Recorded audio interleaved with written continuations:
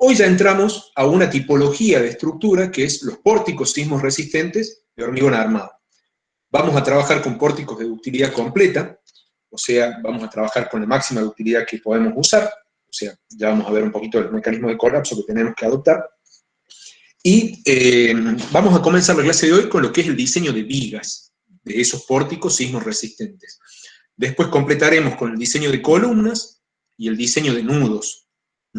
Después, más adelante, vamos a ver otras tipologías que son los sistemas de tabiques, conformados por tabiques de hormigón armado, sismos resistentes, y por último vamos a ver lo que se llaman sistemas duales, que son estructuras las cuales están compuestas en parte por pórticos y en parte por tabiques. Bueno, a modo de repaso, la clase pasada hemos estado discutiendo los mecanismos de colapso que podemos usar. Este sería un mecanismo de colapso no deseable en un principio, lo podemos utilizar, pero ya habíamos discutido que para lograr una cierta utilidad global necesitábamos un gran giro en las rótulas, por lo tanto, dado que el giro de las rótulas estaba limitado, la ductilidad global de este sistema está limitada.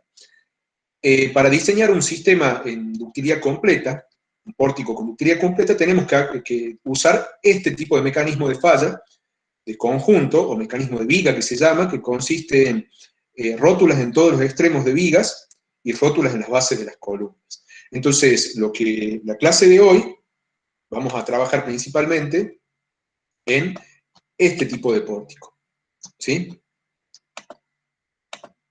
En este tipo de mecanismo de colapso, mejor dicho, mecanismo de falla de conjunto. Entonces, recuerden ustedes que tenemos, cuando estamos hablando de diseño sismo resistente de vigas, piensen en la viga como un elemento que en sus extremos se va a rotular, ¿sí? O sea, los extremos de la viga a flexión van a ser los fusibles que va a tener el sistema para entrar en un mecanismo y limitar a un cierto nivel las acciones sísmicas. Eso ténganlo presente. Nuestra viga es un elemento cuyos extremos, mejor dicho, van a estar rotulados en el momento de ingresar al campo plástico. Bueno, en general, las vigas son elementos que están con muy poca o nula compresión, ¿sí?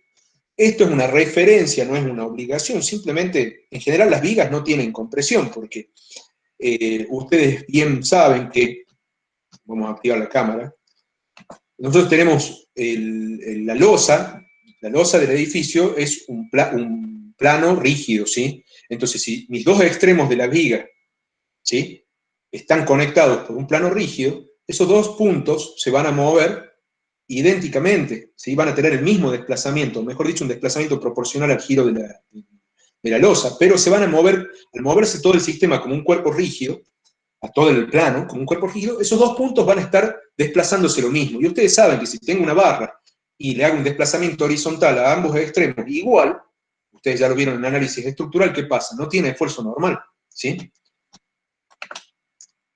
Entonces, los elementos tipo viga son elementos que en general no tienen esfuerzo normal. Por lo tanto, con lo que habíamos hablado de la clase pasada, son elementos que, de por sí, son más fáciles de hacer dúctiles a flexión. ¿Se acuerdan que la clase pasada, cuando hablamos de la ductilidad local en elementos, vimos que la compresión era un problema que nos limitaba la ductilidad local de un elemento? Bueno, las vigas en general no tenemos esos problemas. De todas formas, tenemos que tomar ciertos recaudos para aumentar la ductilidad rotacional de las vigas. O sea, es importante tener una buena ductilidad local en las vigas porque son nuestros elementos fusibles. Por otro lado, tenemos que evitar fallas por corte, por lo cual vamos a utilizar capacidad. Tenemos que evitar fallas en anclajes, problemas de inestabilidad lateral o de cualquier tipo de pandeo en realidad. O sea, básicamente lo que vamos a hacer es nosotros aumentar la ductilidad rotacional, permitir que se formen las rótulas plásticas en los extremos de las vigas y proteger esa viga de todo otro tipo de falla que vaya a limitarme la ductilidad de conjunto de la estructura, porque de nada sirve que antes que llegue a formarse las rótulas y desarrollar el desplazamiento plástico, la estructura, si tiene una falla frágil en el medio. O sea, es como un corte abrupto de, ustedes saben que si yo hago un diagrama de desplazamiento, si hago un diagrama de desplazamiento corte, la estructura se va a comportar hasta un cierto punto que entra en plastificación en forma elástica o casi elástica, y cuando entra en plastificación, cuando entra en mecanismo, debería desarrollar un desplazamiento plástico. Ahora, si en alguno de los puntos estos, ya sea antes de formarse las rótulas o después de formarse las rótulas, y desarrollarse, mientras se está desarrollando el desplazamiento plástico, si en algún punto se produce una falla frágil, ahí se cortó el sistema, colapsó. Entonces nuestra ductilidad real disponible es muy inferior a la ductilidad que nosotros estamos queriendo lograr. Otro problema es evitar vigas cortas. ¿Qué son las vigas cortas? Cuando yo tengo una viga alta y corta, ¿sí? O sea, una viga que es bastante alta en relación a su longitud, eso se llama viga corta. Son vigas que para llegar a plastificarse, los extremos, necesitan grandes momentos. Entonces, si tienen grandes momentos, ¿sí? Implica, como el corte es la pendiente de este diagrama de momento, como tiene grandes momentos de plastificación, implica muy elevados esfuerzos de corte. Entonces, los elementos cortos son elementos en los cuales generalmente está predominando el esfuerzo de corte más que la flexión. Y eso nos puede traer problemas. Y otra cosa que ya lo vamos a discutir dentro de un ratito es, hay que contemplar corrimientos de puntos de inflexión. En un ratito lo vamos a hablar cuando veamos ciertos requerimientos. Bueno, esto es un repaso de lo que vimos en la clase pasada, la curvatura de un elemento. Decíamos, si teníamos un elemento de hormigón armado sometido a un elemento diferencial, sometido a un esfuerzo normal y a un momento flector, ese elemento va a tener un cierto plano de deformaciones, el cual va a equilibrar a los esfuerzos M y P que yo tenga, o sea, de una cierta forma que la deformación en el acero de compresión me va a generar una cierta fuerza de compresión, la deformación en el acero de tracción me va a generar una cierta fuerza de tracción, y las deformaciones que tengo en el hormigón comprimido me van a generar un cierto nivel de tensiones que se van a traducir en una cierta fuerza, integrándolas una cierta fuerza en el hormigón. Básicamente, esta fuerza de compresión en el acero y esta fuerza de compresión en el hormigón van a ser las compresiones, y esta fuerza de tracción en el acero va a ser la tracción. Básicamente, la suma de compresión más tracción me tiene que dar igual al esfuerzo normal. Y los momentos de estas fuerzas respecto al centro de gravedad, o sea, es la fuerza de compresión del acero por su brazo de palanca, la fuerza de compresión del hormigón por su brazo de palanca, más la fuerza de tracción en el acero por su brazo de palanca, tiene que ser igual al momento flector. Entonces se va a acomodar el nivel de deformaciones en un cierto eje neutro, que va a depender de estos esfuerzos y del grado de armado de la geometría de la pieza, y a partir de ahí es un plano de equilibrio del elemento. Básicamente, en nuestras curvaturas habíamos hablado que tenemos dos puntos de interés, si hablamos del diagrama momento-curvatura de una sección. La sección, a medida que vamos incrementando el momento, se van incrementando sus curvaturas, hasta que llega un punto de fisuración. A partir de ese punto de fisuración, el hormigón ya no toma más tracciones, entonces cae la pendiente un poquito, porque es menos rígido la sección, pero sigue siendo, podemos seguir considerando que trabaja en forma elástica, hasta llegar a un punto que se llama el momento de plastificación, que está asociado a una cierta curvatura de fluencia. Ese punto habíamos dicho de que era, dado un cierto esfuerzo normal y un momento flector, generalmente era cuando el hormigón, cuando el acero traccionado llegaba a la deformación de fluencia. Ese se llama deformación de primera cedencia o plano de primera cedencia. Bueno, en este plano se da el equilibrio PM que habíamos hablado con los esfuerzos internos, pero la característica de este punto es que el acero acaba de ingresar en su fluencia. Eso se llama curvatura de primera cedencia, o curvatura de fluencia. Luego, si seguimos intentando incrementar los esfuerzos, o incrementando las deformaciones principalmente, vamos a llegar a un punto, se van incrementando las curvaturas, vamos a llegar a un punto que le llamamos la curvatura última, que está asociada a un cierto momento último. Este valor puede ser levemente superior a MI debido al endurecimiento que presenta el material acero, por ejemplo, generándose, no bloqueándose la fuerza en FI, sino tomando, a medida que se va deformando, mayores tensiones las barras traccionadas. Básicamente acá, este punto de curvatura última se daba por dos cuestiones posibles. O el acero ha llegado a su deformación de rotura, o el hormigón ha llegado a su capacidad última de deformación. habíamos hablado la clase pasada que esta capacidad última de deformación del hormigón venía dada en función del confinamiento del mismo. O sea, si hacemos un diagrama tensión-deformación en el hormigón, si el hormigón no está confinado, tiene un comportamiento bastante frágil. Y si el hormigón se confina a partir del estribado de esa sección, mediante ese confinamiento pasivo que explicábamos en la clase pasada, que cualquier cosa está grabada, la pueden volver a ver, logramos, por un lado se logran, no es lo que deseamos, pero se logran mayores tensiones, pero sí logramos mayores deformaciones en el hormigón. Esta deformación última del hormigón es lo que generalmente nos caracteriza, el punto donde se llega a la curvatura última. Eventualmente, si el eje neutro está muy alto, puede pasar de que el acero llegue a su deformación última, pero no es lo común. Lo común es que el hormigón llegue a agotar su capacidad de deformación en compresión. ¿Sí? Entonces, finalmente, esta curvatura última sobre la curvatura de primera cedencia o curvatura de fluencia es lo que nos da la ductilidad de curvatura, que es una medida de la ductilidad local de una rótula. Nosotros necesitamos que esto sea un valor alto. ¿Sí? ¿Por qué? Porque la ductilidad de curvatura nos daba, básicamente, un valor de ductilidad, que es cuánto puede girar una vez que ingresa al campo plástico una sección de hormigón armado, y después, logrando que muchas secciones, o sea, la rótula tenga una cierta longitud, también lo discutimos la clase pasada esto, cualquier cosa vuelvan a ver el video, necesitamos una buena ductilidad de curvatura y una buena longitud de rótula. Eso nos da una buena ductilidad rotacional de la rótula, o sea, nos da una buena ductilidad local del elemento. O sea, la ductilidad local del elemento viene dada por dos partes, una buena ductilidad de curvatura y una buena longitud de rótula plástica. Esas dos cosas hacen que yo tenga un buen giro plástico en la sección, en la rótula que entra en plastificación. ¿Sí? ¿Hasta acá alguna duda? ¿Escucho?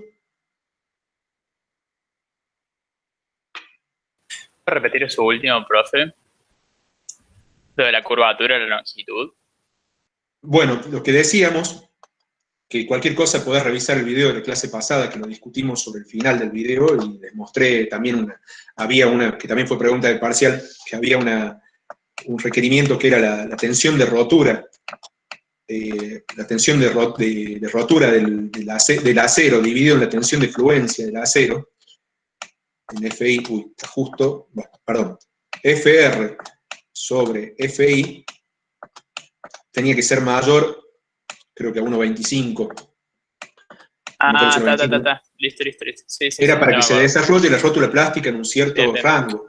¿Por qué? Porque si a mí me gira mucho, pero una sola sección, o sea, si tengo una muy buena ductilidad de curvatura, pero la longitud de la rótula es pequeña, yo al integrar esas curvaturas me da un giro muy pequeño, por más alta que sea la ductilidad de curvatura.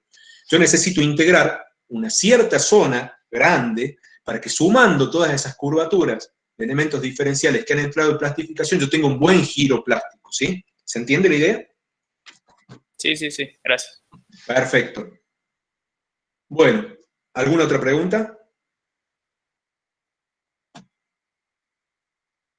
Bueno, entonces continuamos. Básicamente, ¿por qué repito todo esto ahora? Porque tenemos ciertos requerimientos en el desarrollo, en el dimensionado de las vigas, que van a ser más fáciles de entender si yo comprendo bien cómo es el mecanismo de ductilidad de curvatura. ¿Qué factores influyen en la ductilidad rotacional? A esto me refería. Punto 1. El confinamiento del hormigón comprimido aumenta la deformación última de compresión, por lo tanto, aumenta la ductilidad de curvatura al aumentar la curvatura última.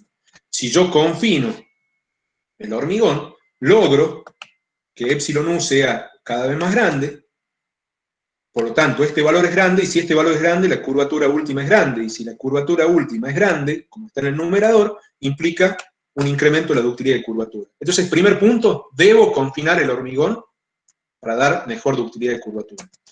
Segundo punto, secciones subarmadas. ¿Qué pasa en las secciones subarmadas? El eje neutro, ¿cómo está? ¿Se acuerdan? ¿Cómo está el eje neutro? ¿Abajo o arriba en una sección subarmada? Hacia arriba. Entonces, si el eje neutro está arriba y acá he llegado a la información de fluencia, tengo una ductilidad, una curvatura de primera sedencia que es bajita, ¿sí? Mientras más arriba esté el eje neutro, más baja es la curvatura de primera sedencia. Entonces yo, haciendo una curvatura de primera sedencia baja, es lo que deseo. Si la curvatura de primera sedencia es baja, la ductilidad de curvatura aumenta. Entonces, debo usar secciones subarmadas. Son más dúctiles. Por otro lado, colocar armadura en compresión también sube el eje neutro, ¿sí? Porque yo necesito, ¿se acuerdan lo que habíamos dicho? Que yo tengo, volviendo acá atrás, yo tengo una cierta compresión que viene por el hormigón y una cierta compresión que viene por el acero. Si yo incremento la compresión en el acero poniendo más barras, incremento la fuerza de compresión en el acero. Por lo tanto, la fuerza de compresión en el hormigón, a igual esfuerzo normal, que en las vigas es nulo o casi nulo, el eje neutro tiene que subir, porque ya no necesito tanta compresión en el acero, ¿sí? Entonces, poner armadura en compresión también me ayuda de la misma forma que subarmar, ¿sí? Tengo el mismo efecto. Sube el eje neutro, baja la curvatura de primera sedencia, mejora la ductilidad de curvatura. Bueno, la resistencia del hormigón también es importante porque está relacionado con la calidad del mismo y favorece el comportamiento dúctil de los elementos, mejora, también por otro lado, mejora la adherencia de hormigón a acero, mejora el problema ante las fallas de anclaje, mejora la resistencia al corte del hormigón, o sea, mejora muchas cosas. Un hormigón de mejor calidad siempre va a implicar un mejor comportamiento del hormigón. Pero básicamente entonces, en las vigas, ¿en qué zonas de las vigas? Ya esto lo vamos a discutir sobre el final de la clase de hoy o el principio de la clase grabada. Pero ¿en qué zonas de las vigas les parece que yo necesito confinar, sección subarmada, armadura en compresión? ¿En toda la viga? A ver quién se anima a responder. Puede ser que sean los extremos, profe, donde queremos... Exactamente, en los extremos, ¿sí? En las zonas extremas. Esas zonas le vamos a llamar zonas críticas después, ¿sí? Pero vamos a ver que hay dos zonas, vamos a ver que después hay una tercera también, pero básicamente hay lo que llamamos zona crítica y zona normal. En la zona central de la viga, no me importa tanto que esté subarmada. O sea, sí tengo que tener un cierto nivel de subarmado, por lo que vieron en hormigón 1, evitar fallas frágiles. Recuerden que si está súper armada, fallaría compresión el hormigón antes que fallar el acero, y eso no es lo que deseo. Pero ya no necesito ductilidad. Yo la ductilidad la necesito en los extremos nada más. Entonces ahí necesito sección subarmada, armadura en compresión, confinamiento, solo en los extremos de las vigas, que son las zonas de rótula, ¿sí? Muy bien, están atentos. Bueno, ahora vamos a ver algunos requerimientos que nos da el reglamento que tienen que ver un poco con lo que acabamos de ver. Secciones rectangulares con momentos aplicados en ambos extremos, o sea, vigas rectangulares de este tipo, parte de un pórtico, o sea, momentos aplicados en ambos extremos. Necesito que el ancho de la viga sea mayor o igual a la longitud de la viga sobre 25. Entonces, si yo tengo acá una cierta viga,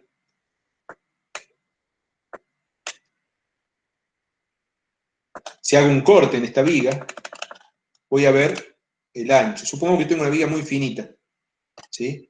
Este sería BW. Ese ancho BW tiene que ser por lo menos igual a la longitud de la viga sobre 25, y mayor a 20 centímetros, ¿sí? Entonces, fíjense que si la viga tiene hasta 5 metros de largo, yo puedo usar 20 centímetros de ancho. Si más de 5 metros, tengo que usar obligatoriamente un mayor ancho de viga. En general, las vigas van en edificios encofrados normales, no elementos prefabricados, estamos hablando que en general van de 5 en 5 por una cuestión de simplicidad constructiva. O sea, yo hasta 5 metros tendría que usar 20 centímetros como mínimo. Si ya paso de 5 metros, tendría que empezar a usar 25, 30, 35 centímetros de ancho en función de la longitud de esa viga. ¿Esto por qué es? Ante las acciones sísmicas laterales, fíjense, yo voy a tener un diagrama de momentos que va a tener esta forma, ante acciones laterales, ¿sí? De este lado yo tengo tracción en las fibras inferiores y compresión en las fibras superiores, en la zona superior. En este otro extremo tengo tracción en la zona superior y compresión en la zona inferior. Generalmente tengo una losa superior, o sea, esta compresión en esta zona que yo tengo acá, en esta zona, esta compresión superior, no me trae problemas de inestabilidad porque la losa restringe a la viga. El problema lo puedo tener acá, ¿sí? Cuando estoy viendo esa zona comprimida con el momento negativo, tengan en cuenta que se comprime la zona inferior de la viga. Entonces, si la viga es muy finita, puede tener un problema de inestabilidad lateral, un pandeo lateral, la viga en esta zona de acá, ¿sí? Por lo tanto, tengo que darle un cierto ancho, porque esa inestabilidad lateral lo que va a hacer es que no llegue a plastificarse ese elemento, o se plastifique. Ustedes tengan en cuenta que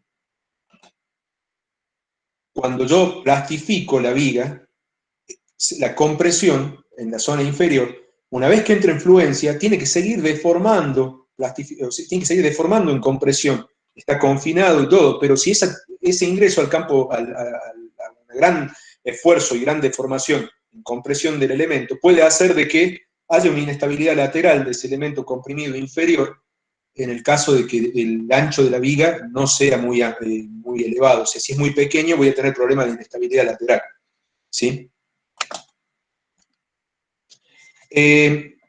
Si las secciones son con comportamiento emboladizo, o sea, ¿qué quiere decir comportamiento emboladizo? Que no tengo interacción con columna en los dos extremos, sino que tengo momentos en un solo extremo. O sea, generalmente cuando hablamos momento aplicado en ambos extremos, el diagrama de momento tiene esta forma, un diagrama con un punto de inflexión al medio.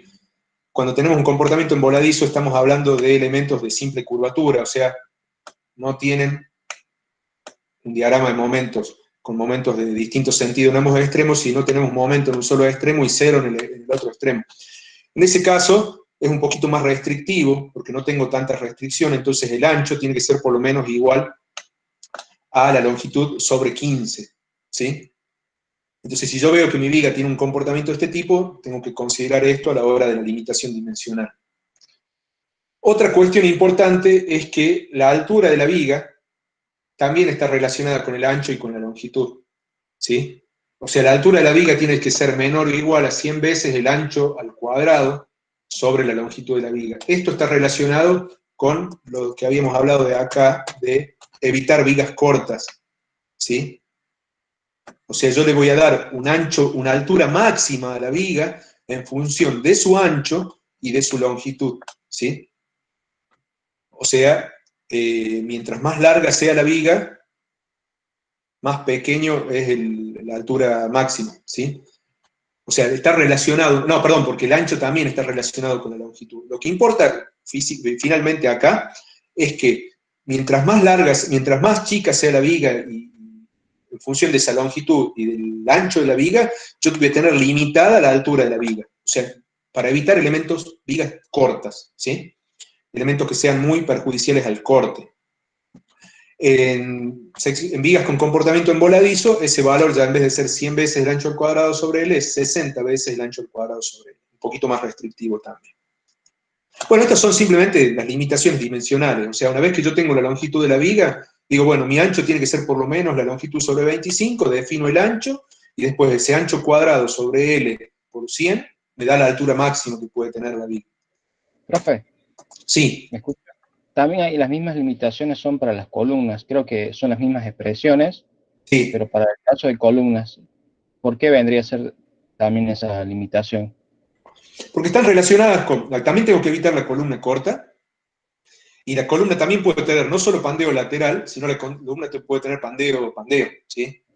Entonces tengo que tener en cuenta en la columna, fíjense que también debe tener un ancho mínimo en función de la longitud. Lo que pasa es que en la columna, tanto el ancho como la altura tienen que ser mayores a una cierta fracción de la longitud, ¿sí? O sea, el lado menor respeta esto y el lado mayor respeta esta otra, ¿sí? Pero con eso yo evito también problemas de pandeo en la columna. No solo de pandeo lateral, sino de pandeo general, pandeo global. Bien, gracias, profe. Y por otro lado, ya cuando lleguemos a las columnas, vamos a ver, por otro lado, las columnas, al margen de no ser elementos en los cuales yo espero rótulas plásticas, tengo que tener en cuenta que probablemente se pueden formar rótulas plásticas en los extremos de columnas. Ya cuando veamos columnas se va a entender más, porque por más que esas rótulas plásticas en los extremos de las columnas no formen parte de mi mecanismo, salvo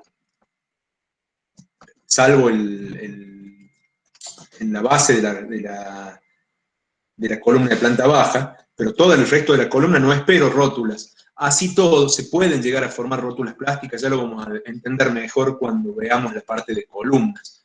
Entonces tengo que también tener en cuenta las limitaciones dimensionales, ¿sí? Evitar pandeo lateral, evitar columnas cortas y evitar pandeo global de la columna, ¿sí?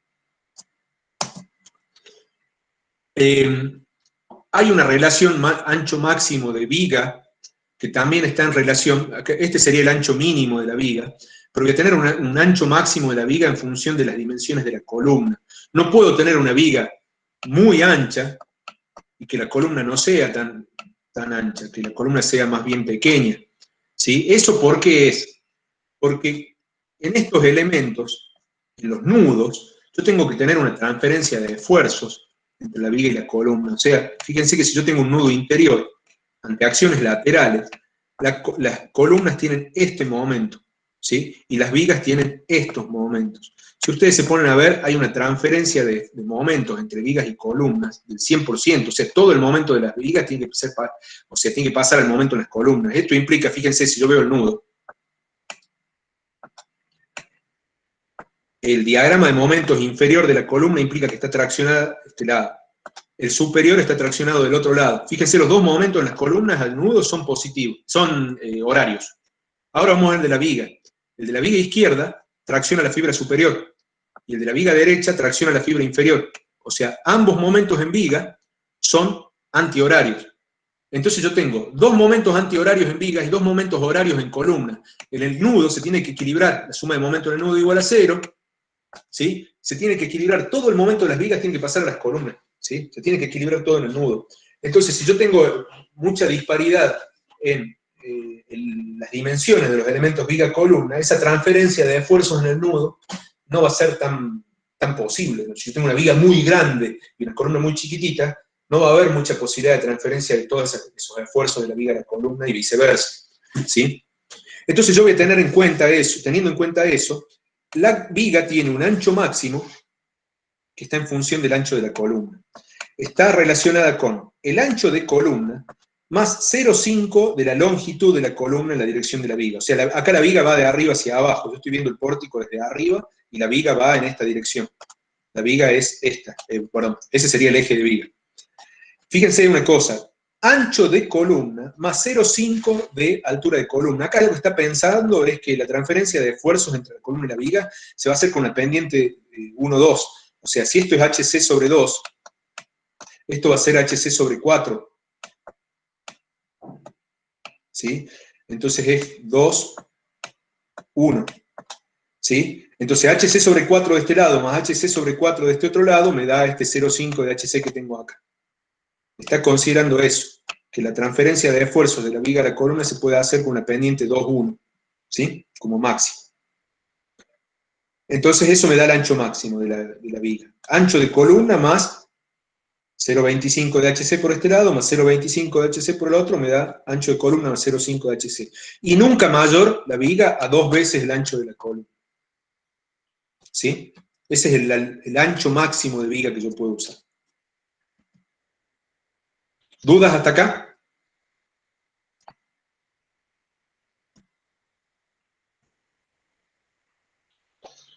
¿Cómo estamos? ¿Se entiende? Sí, profe. Bueno, perfecto. Sí, profe. Acá Ezequiel pregunta si esto está en el CIRSOC 201. No, lo que estamos hablando ahora está en el CIRSOC 103, parte 2, que habla de las estructuras sismos resistentes de hormigón armado. El comportamiento de pórticos bajo acciones gravitatorias, viento, etc., ustedes sí se manejan con el CIRSOC 201, que sí hay que tenerlo en cuenta. ¿Sí? O sea, yo no puedo dejar de tenerlo en cuenta a la hora de una estructura sismo resistente, porque también tengo estados de carga que no van a depender del sismo. O sea, yo tengo que cumplir todo lo que vieron en hormigón 1 con respecto al CIRSOC 201, pero a su vez tengo que incrementar los requerimientos de estructura sismo resistente, que sería el CIRSOC 103, parte 2.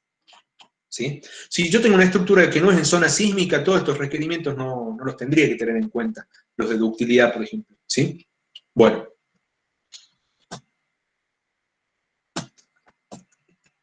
Bien. A la hora de modelar la estructura, tengo que tener en cuenta los efectos de la fisuración de las vigas. Ahora esto lo vamos a ver en cada tipo de elemento, en vigas, en columnas, en tabiques, ¿sí? Yo voy a trabajar con una inercia reducida en el elemento, que no va a ser la inercia bruta del elemento, sino una inercia reducida. ¿Esto es para qué? Yo en función del modelo, si yo voy a dar una cierta reducción de rigidez a las columnas, que ya la vamos a ver en la clase de columnas, y a las vigas, que es la que estamos viendo ahora, y a los tabiques y a todo, yo lo que estoy buscando en realidad es que mi modelo sea más representativo de la realidad. ¿En cuanto a qué? Hay dos cuestiones en las cuales influye la inercia. Por un lado, en la distribución de esfuerzos, y por otro lado, en las deformaciones. O sea, principalmente en las deformaciones. Si yo redujera, por ejemplo, a ver si se recuerdan, una estructura hiperestática. Si yo digo, bueno, tanto vigas como columnas tienen la mitad de su inercia bruta, ¿cambia la distribución de esfuerzos o no?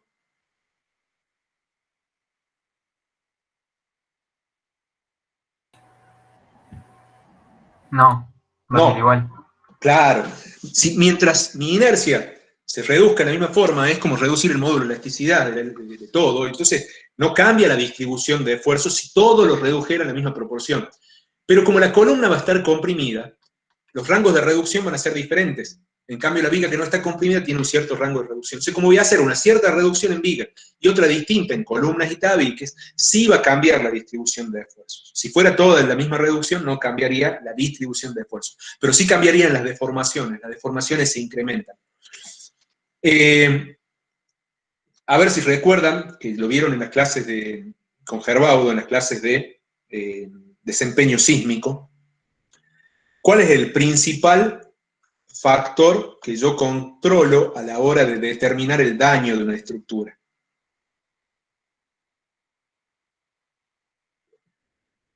La distorsión de piso, exactamente. La distorsión de piso es la deformación, el desplazamiento de un nivel menos el desplazamiento del nivel inferior dividido en la altura.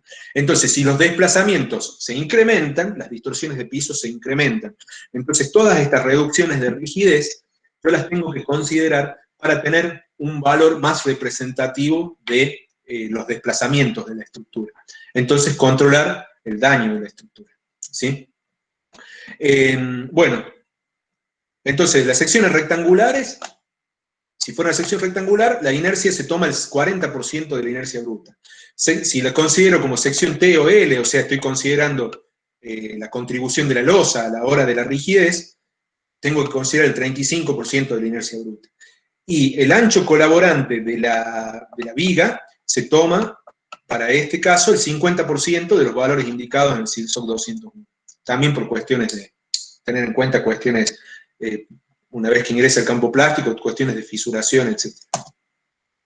Bueno, básicamente, esto es básico de diseño de estructuras en general, hormigón, acero, madera, de lo que sea. Siempre mi capacidad tiene que ser mayor que la demanda. La demanda está medida por la solicitación última y mi capacidad está determinada por la resistencia nominal multiplicada por un factor de reducción de resistencia phi, ¿sí? Eso lo vieron en hormigón 1, los que hicieron metálica ya lo vieron en metálica también, etc. ¿Sí?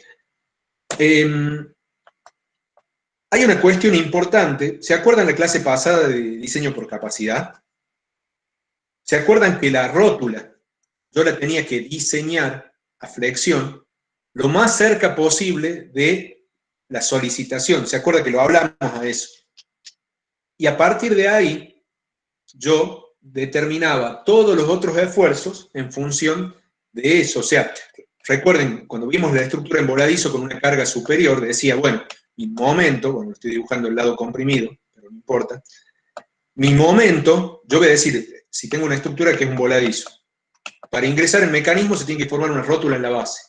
Entonces, en la zona de rótula yo tengo un cierto momento y tengo que diseñar la estructura de forma de que este momento último sea menor o igual a phi por mn, ¿sí?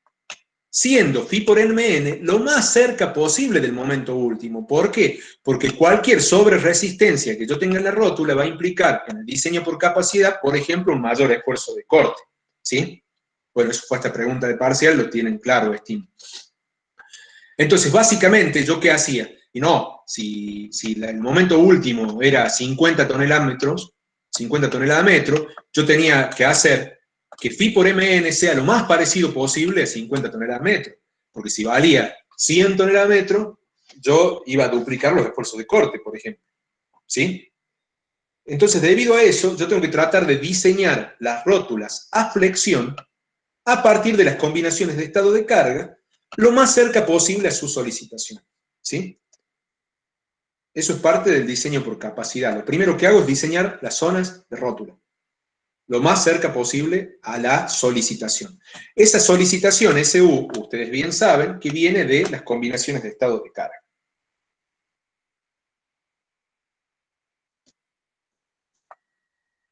¿Qué combinaciones de estado de carga debo considerar?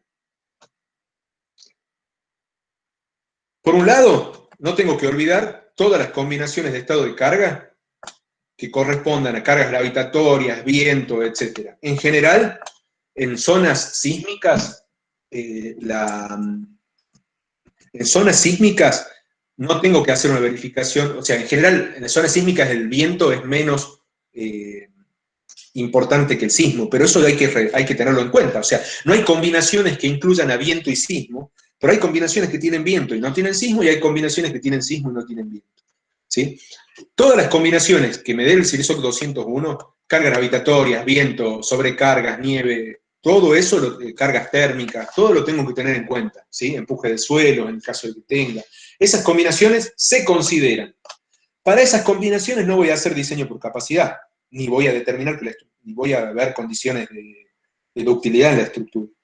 Pero sí tengo que sumar estas 4 combinaciones que vienen del IMPRES CIRSOC 103, que tienen en cuenta las acciones sísmicas. Para estas consideraciones sí tengo que tener en cuenta todos los elementos que me den ductilidad a la estructura. Bueno, estas combinaciones son 1,2 dd más o menos sismo, esto quiere decir más sismo en una dirección o más sismo en la otra dirección, más F1 por L más F2 por S.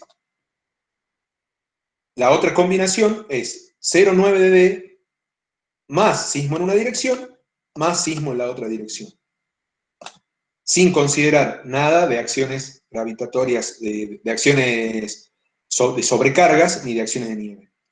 Este factor F1, ya lo vieron ustedes, es el factor de participación de la sobrecarga, lo usaron cuando determinaban la masa de cada nivel, por ejemplo, para la determinación de las acciones sísmicas, y F2 es el factor de participación de la nieve, ¿sí? Esto, bueno, sale en función del destino del nivel, o sea, por ejemplo, en una azotea, ¿qué probabilidad tengo de que haya acciones que haya sobrecargas en el momento de un sismo? Y va a ser casi 0.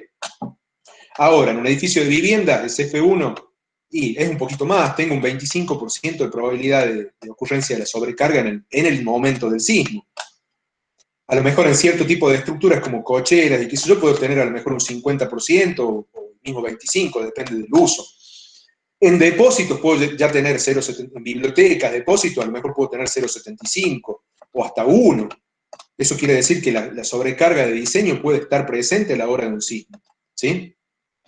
Ese es el factor F1. Y la otra consideración es 0,9 dd más menos sismo, sin ninguna acción de sobrecargas ni nieve. Fíjense que acá en realidad, ustedes saben, por ejemplo, ya lo vamos a ver también en las vigas, pero se los doy con un ejemplo que es de columnas. En un elemento de hormigón, ¿sí? ¿Cómo está dada la resistencia? Un elemento flexo comprimido de hormigón. La resistencia viene dada a partir de una cierta curva de interacción. Normal, momento. Momento, normal. ¿sí? Fíjense que en general el momento va a venir dado por las acciones laterales en un elemento tipo columna, por ejemplo. Pero bueno, supongamos que, dado que el más menos e, supongamos que el momento es constante, ¿sí? Si el momento es uno solo, yo tengo que analizando la máxima compresión y la mínima compresión que yo tengo en el elemento, todos los valores intermedios van a estar verificados. Si el momento fuera constante, yo verificando el máximo y verificando el mínimo, todos los valores intermedios van a ser verificados de por sí, por la forma que tiene el ábaco. Eso se habían dado cuenta, me imagino, y si no, piénsenlo. Por lo tanto, yo tengo fíjense que a la que yo le doy 1,2 de cargas gravitatorias permanentes, o sea, estoy considerando un 20% más de todas las acciones D que tiene la estructura, acciones permanentes. En esa consideración, que tomo un 20% más de D, estoy incluyendo la sobrecarga, la nieve. Entonces ahí lo que estoy buscando es la máxima compresión que puedo llegar a tener yo en un elemento en el sismo. O sea, fíjense, estoy mayorando D. ¿Por qué puedo mayorar D? Y porque a lo mejor los elementos son un poquito más grandes que lo normal. El contrapiso de la losa me salió, yo lo estimé de 5 centímetros, pero puede tener un poquito más de espesor imprevistamente. Peso específico de los materiales, del contrapiso, del solado, el mismo hormigón puede variar un poquito la densidad. Entonces todo eso estoy considerando una mayoración de las acciones D. A esa mayoración de las acciones D le sumo las cargas, las sobrecargas y la nieve como para considerar la máxima compresión que puede tener el elemento. Por otro lado, eso lo combino con sismo hacia la derecha y sismo hacia la izquierda. Son dos combinaciones de estado de carga. Luego, en la que no considero L y S, justamente lo que estoy buscando es cuál puede ser la menor acción gravitatoria que puedo tener yo en el momento del sismo. Entonces ahí considero 0,9 de D, pensando que mis incertidumbres de D en vez de ir hacia arriba van hacia abajo, y no sumo sobrecargas ni nieve. Entonces esas serían como las de máxima y las de mínima. Eso pensando en un elemento flexo comprimido. Ya cuando veamos ahora, en unos minutos, cuando veamos cómo se comporta una viga, también vamos a ver que tiene influencia estas combinaciones. Pero básicamente no considero estados intermedios por ese motivo. Considero o lo más comprimido o lo más traccionado. ¿Se entiende más o menos hasta ahí? O mejor dicho, lo más comprimido o lo menos comprimido. ¿Se entiende la idea de esto? Bien. Bueno. Ahora, les hago una preguntita ya que estamos, y de paso descanso 2 segunditos la voz. El sismo puede tener, o sea, el sismo E, en realidad ustedes saben que una acción sísmica, además de tener aceleraciones horizontales, ese evento sísmico puede tener alguna aceleración vertical junto con las aceleraciones horizontales, ¿sí? Puede tener algún efecto de acción vertical. Entonces, este valor E, en realidad, involucra tanto las acciones horizontales, las componentes horizontales del sismo, como las componentes verticales del sismo, ¿sí? Esas componentes verticales del sismo, el reglamento nos dice que, ¿se acuerdan CA? CA era un factor que era en función de la zona sísmica que nos determinaba el espectro, ¿no? Estaba relacionado con la aceleración del suelo. Entonces, según la zona sísmica y el tipo de suelo, yo tomo CA sobre 2 por el factor de riesgo por D. Entonces, básicamente es como si yo tomo una aceleración, que puede ir hacia arriba o hacia abajo, que es esta CA sobre 2 por gamma R. Esa es mi aceleración. Multiplicado por D me va a dar la acción sísmica, una fuerza de inercia vertical, que puede ser una fuerza hacia arriba o una fuerza hacia abajo, ¿sí? Cuando la aceleración va hacia abajo, es como la fuerza hacia arriba, aliviana. Cuando la aceleración va hacia arriba, la fuerza va hacia abajo. Cuando la aceleración va hacia arriba, la fuerza de inercia va a ir hacia abajo, recargando, ¿sí? Entonces, fíjense que la acción vertical es una cierta fracción de D.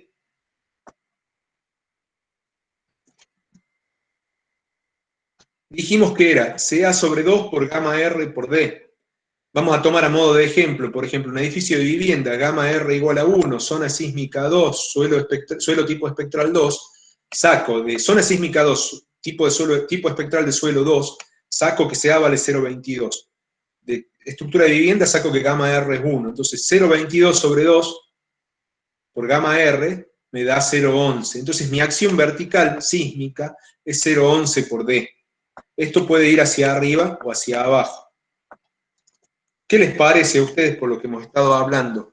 Esa acción sísmica vertical, las tengo que considerar, o sea, yo las tengo que considerar como más menos.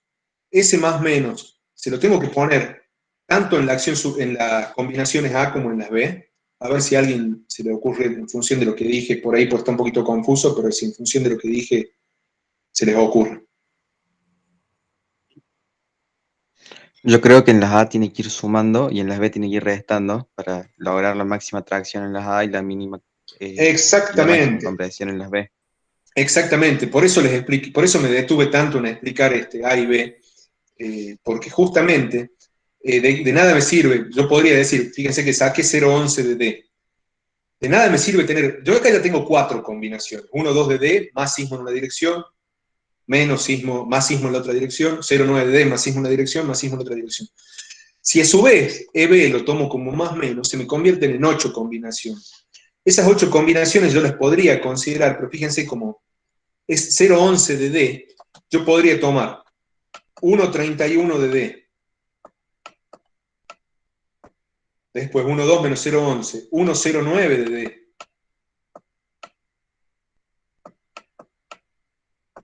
0,9 más 11, 1,01 de D, y por último, 0,79 de D. Yo podría tomar estas 4 combinaciones con más menos sismo, o sea, 8 combinaciones, pero no tiene sentido tomar 1,09 de D y 1,01 de D, dado que van a ser valores intermedios. Con tomar 1,31 de D y 0,79 de D está bien. Entonces es correcto lo que me decías. Entonces, al 1,20 de D, yo voy a tomar, como la acción sísmica vertical se la voy a sumar, me queda 1,31 de D. Y al 0,9 de D, la acción sísmica vertical se la voy a restar, me queda 0,79 de D. Entonces mantengo 4 combinaciones, 1,31 de D más menos sismo más 0,5 de L, bueno acá no puse la parte de nieve, en realidad este 0,5 es F1, depende del destino, y 0,79 de D más menos sismo, o sea, más. Acá sí ya es solo el sismo horizontal. Lo que ustedes vieron en determinación de acciones sísmicas en las clases anteriores es este sismo horizontal, ¿sí? Determinación y distribución de acciones sísmicas. Eso que vieron ustedes en las clases anteriores sería este E sub H. Al E sub B ya lo consideré modificando los valores de 1,20 de D sumando y a 0,9 de D restando. ¿Se entendió la idea? ¿Quedó claro?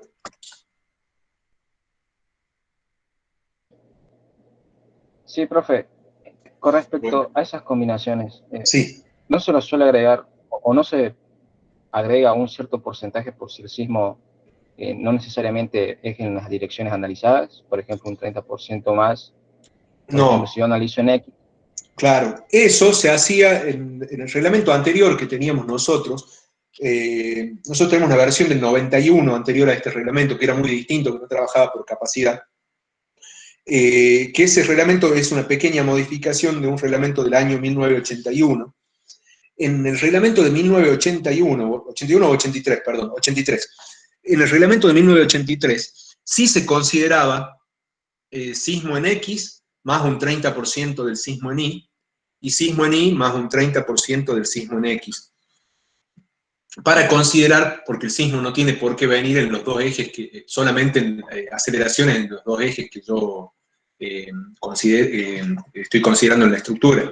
Podría venir en cualquier dirección. Eso, si se fijan, en las vigas no tiene mucho problema, porque, a ver, si lo llevo a una pizarrita. Bien, todavía no he puesto la pizarra acá, lo vamos a poner acá. Si ustedes ven que yo tengo mi estructura, Yo tengo un sismo máximo que saqué de mi determinación de acciones sísmicas y lo tengo que poner como B sub I y como B sub X. Si el sismo es oblicuo, su magnitud no va a ser diferente a B sub I o B sub X, no tiene por qué ser mayor. Mi acción sísmica es la misma. Pero al estar inclinado, desproyectándolo, voy a tener un B sub I un poquito menor, pero alto, y un B sub X pequeño. Por eso se consideraba, por ejemplo, B sub I más un 30% de B sub X. Fíjese que las vigas, como las vigas trabajan en una dirección, o sea, son pórticos en una dirección o en otra dirección, en las vigas en general, si el sismo viene oblicuo, esta acción B, por ejemplo, para este pórtico, esta acción B en esta dirección I va a ser menor que ponerle el máximo. Entonces, ya poniendo el máximo, estoy cubierto en las vigas. Lo mismo para los pórticos que están orientados en dirección X, poniendo el máximo, ya estoy cubierto, porque cualquier inclinación me va a dar una acción en esta dirección menor. Donde puedo no estar cubierto es en los elementos columna. Los elementos columna podrían estar sometidos, al tener un sismo oblicuo, a una flexión compuesta oblicua, lo cual puede implicar una falla de la columna por una acción oblicua, ¿sí? Entonces está bien tu inquietud. ¿No debería yo considerar una acción sísmica, parte de la acción sísmica en la otra dirección? Bien. Antes se hacían, actualmente vamos a ver cuando veamos columnas que el reglamento nuevo lo que ha hecho es incorporar un coeficiente adicional en las columnas que tiene en cuenta la posibilidad de acción sísmica según ejes, no los ejes X e Y que he tomado en la estructura, una acción oblicua del sismo. Está considerado a partir de un coeficiente que se agrega en el diseño de las columnas. Lo vamos, por supuesto, cuando lleguemos a columnas lo vamos a ver. Pero dado eso, dado que en las vigas no tiene influencia y en las columnas lo vamos a considerar con un coeficiente adicional, debido a ese motivo, no sería necesario tenerlo en cuenta en mis combinaciones de acciones. ¿Se entendió la idea, Ritter? Sí, profe, se entendió. Bueno, perfecto. ¿Alguna otra duda ya que estamos acá? Bien, continuamos entonces. Bueno, entonces ya vimos nuestras combinaciones de estado de carga. Recuerden lo que hablamos recién, que yo tengo que diseñar mis zonas de rótula, o sea, mis zonas de flexión, considerando esto, que mi solicitación última sea menor o igual a phi por la resistencia nominal. Estamos hablando de rótulas en flexión. Entonces, phi mn debe ser mayor o igual a mu. Este mayor o igual tengo que tratar de que sea lo más cerca de igual que de mayor o igual. Por supuesto va a ser mayor o igual, pero tengo que tratar de que sea lo más cerca a igual para evitar sobreresistencias innecesarias, lo que discutimos en la clase pasada, el diseño por capacidad. Recuerden que si yo sobrediseño el phi mn, me trae aparejado al hacer un diseño por capacidad, por ejemplo, mayores solicitaciones de corte. En las vigas vamos a hacer lo mismo, vamos a diseñar el corte, lo vamos a diseñar por capacidad. Entonces, si yo sobrediseño, si sobrearmo las rótulas, si le doy más resistencia a las rótulas, va a implicar mayores esfuerzos de corte, por ejemplo, en las vigas. Y vamos a ver que también nos va a implicar mayores esfuerzos en las columnas cuando veamos la clase de columnas. Pero de entrada las vigas van a tener más corte, lo mismo que nos pasó en esta columnita sencilla en voladizo, ¿sí? Que si yo incrementaba la resistencia de la rótula, incrementaba los esfuerzos de corte. Los invito a que repasen el videito de diseño por capacidad, así lo tienen en cuenta. De todas formas, ya cuando hablemos de vigas se va a entender un poco más, cuando hablemos de vigas al corte. Pero voy a tratar entonces que diseñar la viga de forma que phi mn en los extremos de viga, que son las zonas de rótula, sea lo más próximo posible, pero siempre mayor o igual, que mi mu. Mi mu viene de las combinaciones de estado de carga que acabamos de discutir. Bien. ¿Qué factor de reducción de resistencia phi utilizo? Vamos a ir primero al punto B de la tabla. Cuando la resistencia requerida se basa en las solicitaciones provenientes de combinación de estados de carga, por ejemplo, flexión, vigas, estamos hablando de flexión, flexión con o sin tracción, o sea, flexo comprimido o flexo traccionado, o flexión simple, flexión pura, no, flexión simple, no pura, perdón. Cuando tengo flexión, 0,9. No importa si tengo compresión axial o no, eso ya lo vamos a discutir en columnas también.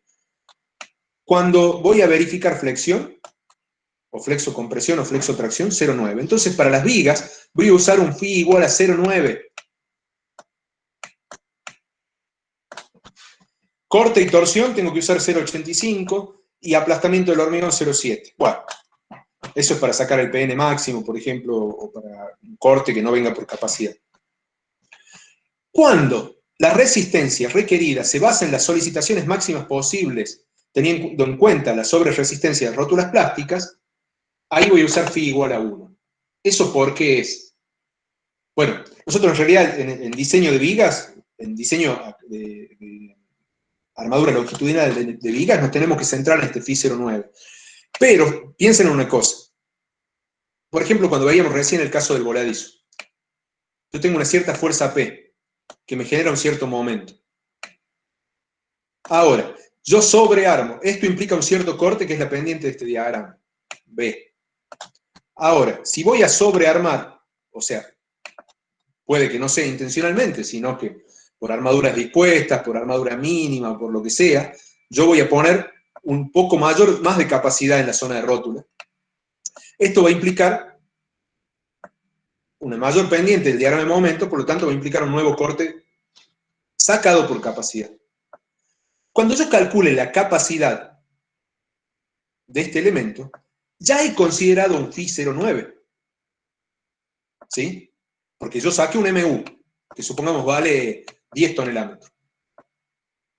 Fíjense que yo no puedo hacer un MN igual a 10 tonelómetros, porque tengo un phi 0,9. O sea, mi MN tiene que ser por lo menos mayor o igual, lo más cerca de igual, que MU sobre phi. ¿Sí?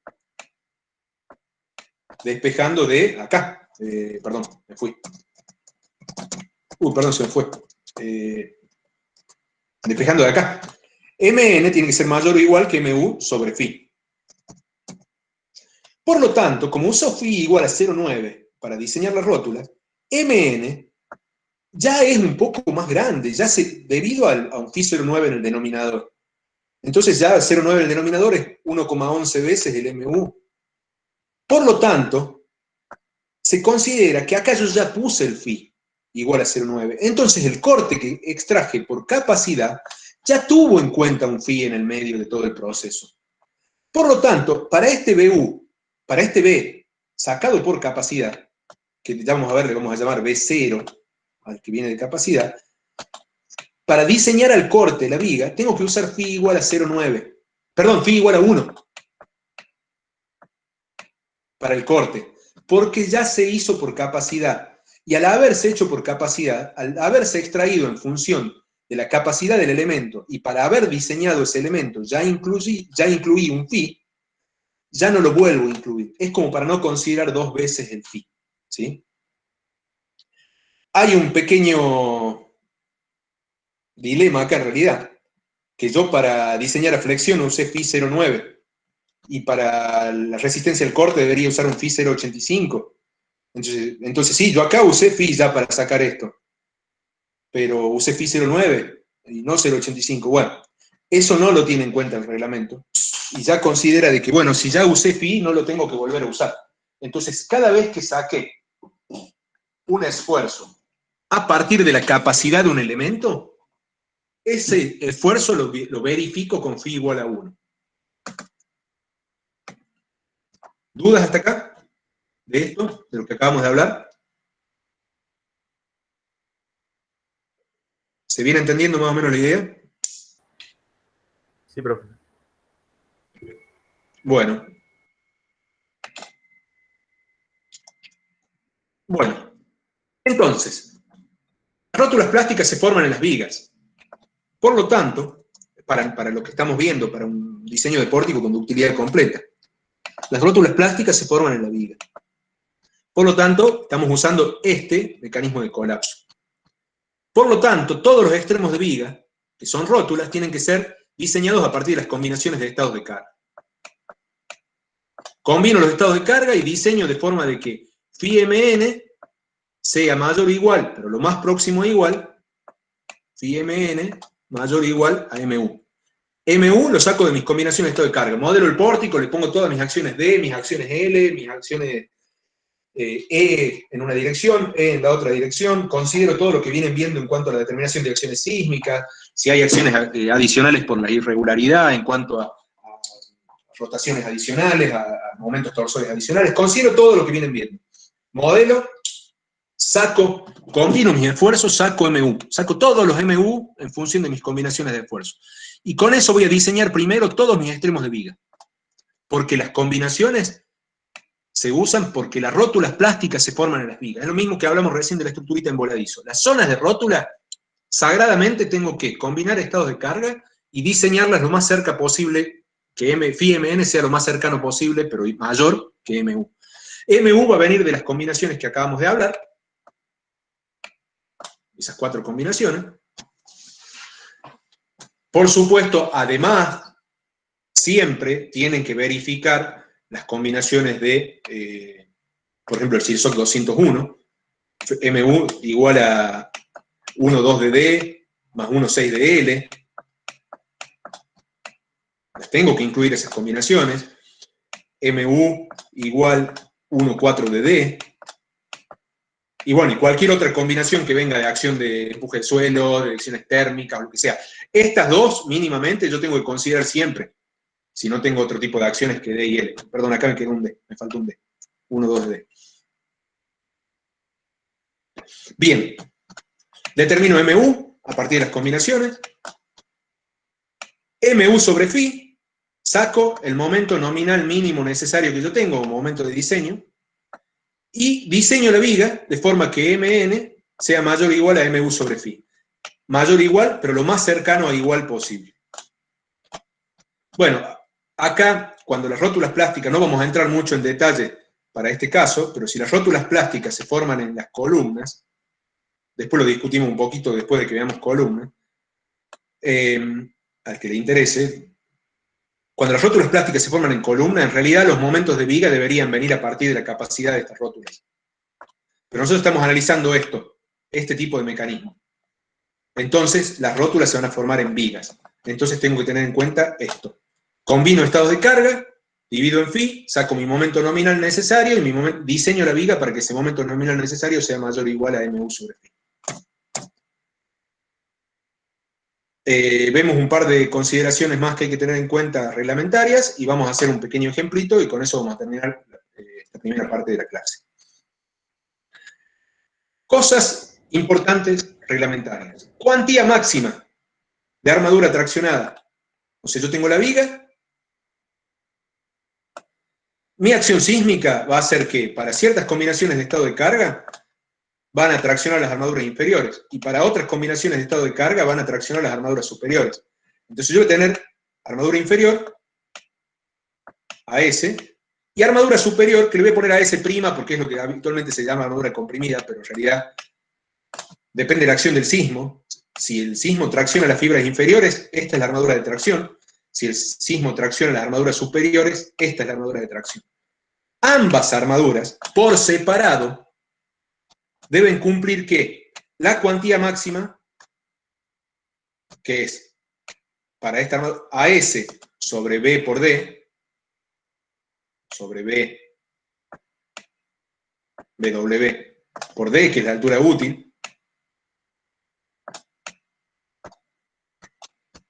la cuantía máxima en zona de formación de rótulas no puede ser mayor que F'C más 10 sobre 6 Fi. Esto me da, para un H20, en el orden de 1,19% máximo de cuantía máxima. Y para un hormigón H25 me da 1,39 aproximadamente por ciento máximo. Esto es por lo que hablábamos hace un rato de subarmado, para dar buena ductilidad. Por eso en la zona de formación de rótulas, lo que discutimos hace un ratito, cuantía máxima en función de la calidad del hormigón y del acero. Esto es, por separado, en las vigas, es cuantía de armadura traccionada. O sea, se verifica esta por un lado y esta por otro. No se suman las armaduras. En columna sí la cuantía implica la suma total de las barras de la columna, de toda la columna, la armadura longitudinal. En las vigas, como son cuantías por flexión, armadura flexional, cuantías por flexión, se toma cuantía de armadura traccionada. Cualquier otra sección de la viga, o sea, esto sería zona de formación de rótulas plásticas en los extremos. En el centro de la viga puedo tener hasta una cuantía máxima del 2,5%. Eso es, por lo que vimos acá, secciones subarmadas mejoran la ductilidad de curvatura al subir el eje neutro y bajar la curvatura de primera excedencia. Otra cuestión importante ahí era decir, la armadura en compresión también ayudaba. Por lo tanto, también hay un requerimiento en cuanto a la armadura comprimida. Siempre en zona de formación de rótulas, la armadura comprimida tiene que ser por lo menos igual a la mitad de la armadura traccionada. Entonces, cuando esta armadura tracciona, cuando tracciona la inferior, la superior tiene que ser por lo menos igual a la inferior. Por lo menos igual al 50% de la inferior. Cuando tracciona la superior, la inferior tiene que ser por lo menos igual al 50% de la superior. En pocas palabras, cuando diseñe, ya vamos a ver con un ejemplo, voy a determinar qué armadura me hace falta acá, voy a poner una cantidad de barras. ¿Qué armadura me hace falta acá? Voy a poner una cantidad de barras. Luego, la menor de las dos tiene que ser por lo menos el 50% de la mayor de las dos. Con eso cumplo el requerimiento. Supongamos que acá me da 10 centímetros cuadrados y acá me da 4 centímetros cuadrados. Cuando traccione los 10, yo acá voy a necesitar por lo menos 5. Ahora, cuando traccione los 5 arriba, acá abajo voy a necesitar por lo menos 2,5. Bueno, tengo 10, o sea, tengo mucho más, o sea, estoy bien. ¿Sí? Por eso directamente la menor, por lo menos el 50% de la mayor. Con eso cumplen el requerimiento. En la otra dirección queda implícitamente cubierto. ¿Sí? ¿Se entendió? Sí, profe. Sí, Bueno. profe, esta armadura solo es para 420. ¿Esas especificaciones son solo para 420? No, para cualquier acero. Recuerden que el máximo es 420. En general se usa 420. No puedo usar más de 420 en armadura longitudinal, por lo que hablábamos en la clase pasada que le quita ductilidad al acero como material. Cierto, cierto. Si por algún motivo estoy usando un acero aceptado que cumpla todos los requisitos, pero tengo un FI menor a 420, simplemente, bueno, lo considero acá. Pongo el FI que corresponde y esto me va a dar una cuantía máxima, ¿sí? Yo tengo que cumplir los requerimientos, es FI menor o igual a 420. Después, en cuanto a la tensión de fluencia real sobre la especificada, menor a 1,3 creo que es, y tensión de rotura sobre tensión de fluencia mayor a 1,25 para lograr un buen escalón de endurecimiento. Cumpliendo eso, yo puedo usar cualquier tipo de acero. Por supuesto que se usa acero nervurado, ¿no? Por una cuestión de adherencia. Bien, en cualquier sección de la viga, no solo en los extremos, tengo que respetar también cuantías mínimas, como cualquier elemento de hormigón armado, que es raíz de F'C sobre 4 veces Fi. Antes de entrar al ejemplo, estamos bien con el tiempo, antes de entrar al ejemplo, les pregunto, ¿recuerdan por qué tengo que usar armaduras mínimas en un elemento de hormigón?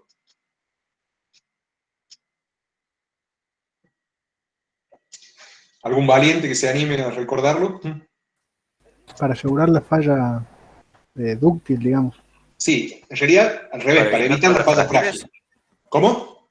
Claro, eso le decía, para evitar fallas frágiles. Claro, no es para asegurar falla dúctil. La falla dúctil la aseguro con un subarmado, con armadura en compresión. Pero tengo que evitar la falla frágil, eso sí. Parece ser lo mismo, pero no es exactamente lo mismo, ¿no? Es para evitar fallas frágiles. Básicamente, en un elemento de hormigón, esto se lo deben haber explicado en hormigón, yo tengo, mientras los esfuerzos sean pequeños, la curvatura es pequeña, las deformaciones son pequeñas. Al ser las deformaciones de pequeñas, el hormigón puede tomar tracciones. El hormigón toma tracciones hasta cierto punto. Un hormigón en el orden del 10% en realidad está en relación de la raíz de F'C, pero, perdón, no, está en función de F'C, de la raíz de F'C, perdón, sí, de la raíz de F'C está la resistencia de tracción del acero, del hormigón, perdón. Tengo una cierta resistencia de tracción, que es una cierta fracción pequeña de la resistencia de compresión. Pero mientras yo tenga momentos muy pequeños, el hormigón toma una cierta fuerza. Entonces, la parte traccionada del hormigón está tomando un cierto, antes de fisurarse, toma una cierta tensiones de tracción. Ahora, si yo empiezo a incrementar el momento, se va a formar una fisura, va a romperse por tracción el hormigón. Si yo, en el momento, todo lo que venía tomando por tracción ese hormigón es una cierta fuerza de tracción.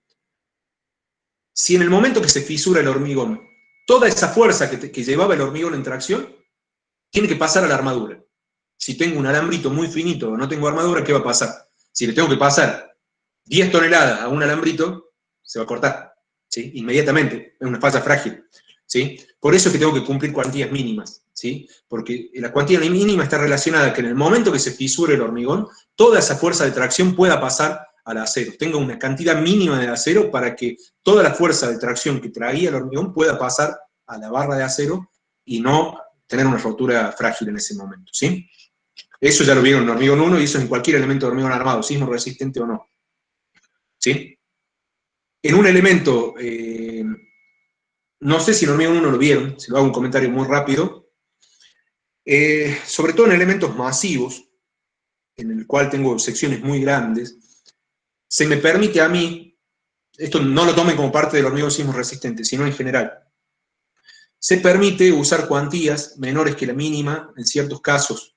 O sea, básicamente es si la resistencia del elemento, sin considerar la armadura, o sea, como hormigón simple, y si la resistencia del elemento, o con la armadura que tenga, pero es muy superior, 2 veces y media, 3 veces, 5 veces. Si yo tengo un esfuerzo de 1 tonelámetro, un elemento, una viga gigante de hormigón, tengo un esfuerzo de 1 tonelámetro, y la viga resiste 10 tonelámetros, y se considera que no va a llegar a fisurar nunca. En ese caso se me permite usar una cuantía menor que la mínima, ¿sí? Eso está en el CIRSOC 201, hay una parte la parte de hormigón simple en general, o sea, hay una parte que dice, o sea, da los requerimientos para que uno pueda no respetar la armadura mínima en el caso de elementos muy, muy grandes y solicitaciones muy pequeñas.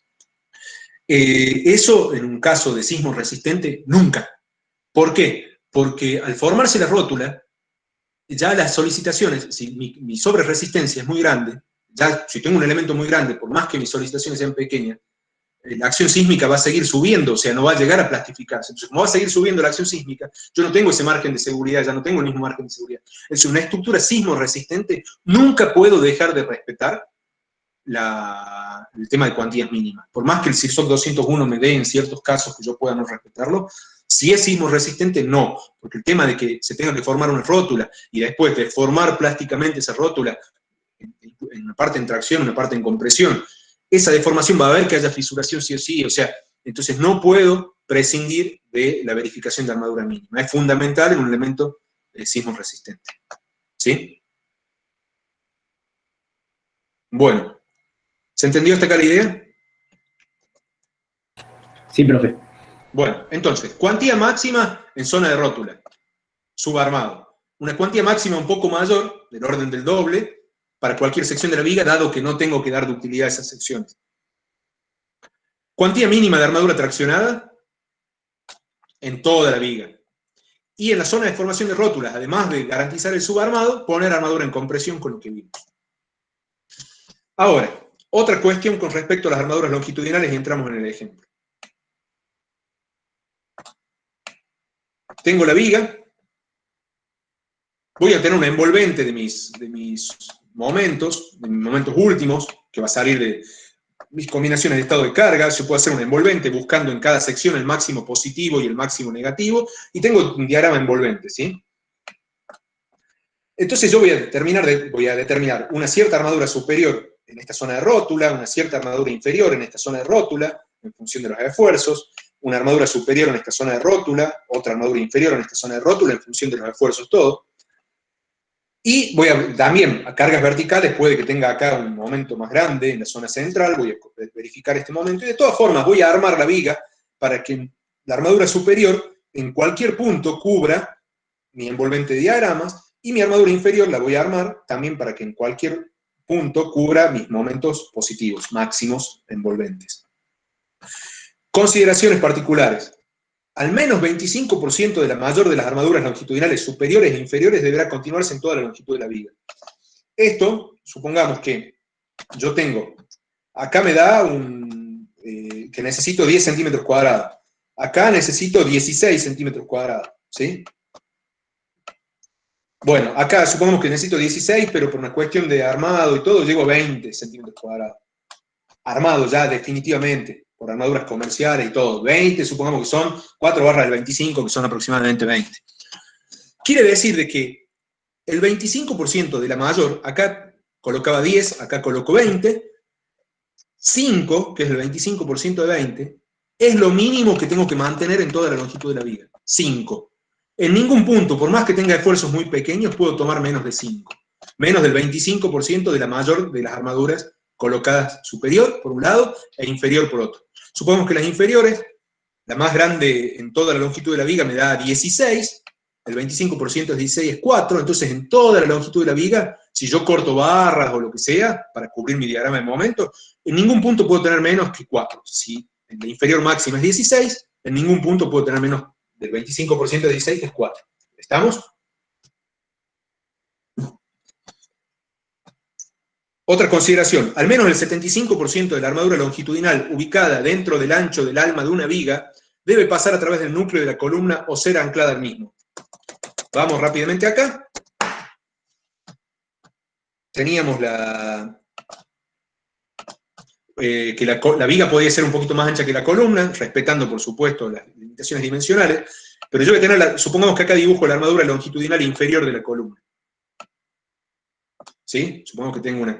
perdón, de la viga, dije la columna. Supongamos que tengo 4 barras. Esas 4 barras las dibujo acá. Bueno, el 75% de esas 4 barras debe pasar por adentro de la columna. ¿Sí? No puedo, por ejemplo, en este caso, si mis 4 barras son iguales, solo pasaría el 50% y el 50% no. Entonces tendría que tener en cuenta de distribuir las armaduras de forma de que esto se cumpla. El 50% de las armaduras longitudinales de la viga, tanto superior como inferior, el 75% de esas armaduras deben pasar por el núcleo de la columna. Eso es por lo que hablábamos de la transferencia de esfuerzos en el muro. Por último, se colocan al menos 2 barras del 12 ADN 420 en toda la longitud de la viga. Mínimo 2 barras del 12 y además cumplir con la armadura mínima. Bien. Esto del 25% de la armadura longitudinales superiores e inferiores deben continuarse en toda la longitud de la viga, tiene una explicación, y es lo último teórico que les doy por hoy, después vamos al ejemplito. Esto tiene una explicación dado que, supongamos que yo tengo una viga, supongamos que tengo una acción sísmica lateral, supongamos que toda la acción viene, que mi MU es esto, nada más. Este es mi MU, tracción a fibras inferiores, este es mi MU, tracción a fibras superiores. Ahora, supongamos que por una cuestión de armado, este elemento resiste un poco más, bastante más de lo que es mi MU. Supongamos que este resiste un poquito más y este resiste bastante más. ¿Cómo las rótulas se van a formar en función de la armadura realmente dispuesta? Este va a ser el momento de rotulación, no el MU, el MN, el momento de capacidad. Y acá también. Entonces mi diagrama de esfuerzos va a ser esto. ¿Sí? ¿Qué pasó con el punto de inflexión acá? Se corrió. Ese es el corrimiento del punto de inflexión que hablábamos que hay que contemplar. Entonces, fíjense que si yo considerara el resultado de mi modelo, que es este diagrama que tengo acá, toda esta zona no necesita armadura superior. Entonces yo podría decir, no, le pongo 2 del 12, nada más. No. Debido a ese corrimiento del punto de inflexión es que me dice, en ningún punto debo considerar menos, mínimamente, mínimo, el 25% de la armadura máxima. de la armadura máxima. Porque de esa forma considero y protejo que en ninguna parte de la viga pueda tener una falla por poca armadura, ¿sí? Acá, esto que estoy poniendo acá, es el que al principio hablamos de contemplar corrimientos de puntos de inflexión. Ahí estoy contemplando el corrimiento de los puntos de inflexión. Bueno, si no me equivoco, todo el resto que queda es ejemplo para esta primera parte de la clase. Entonces, les escucho las preguntas y desarrollamos el ejemplo. ¿Alguna duda? Sí, profe, la armadura mínima de 2 diámetros del 12 es aparte de los cálculos que se hacen, ¿o? Sí, es una cantidad No, mínima de armadura puesta así directamente. Si tu armadura te da, qué sé yo, 3 centímetros, 2 centímetros cuadrados, no, por lo menos hay que poner 2 del 12, que son 2,3, 2,26 centímetros cuadrados. Es lo mínimo, es por una cuestión de darle un mínimo armado a la viga. Con esto, en teoría, yo ya tengo... ¿Cómo?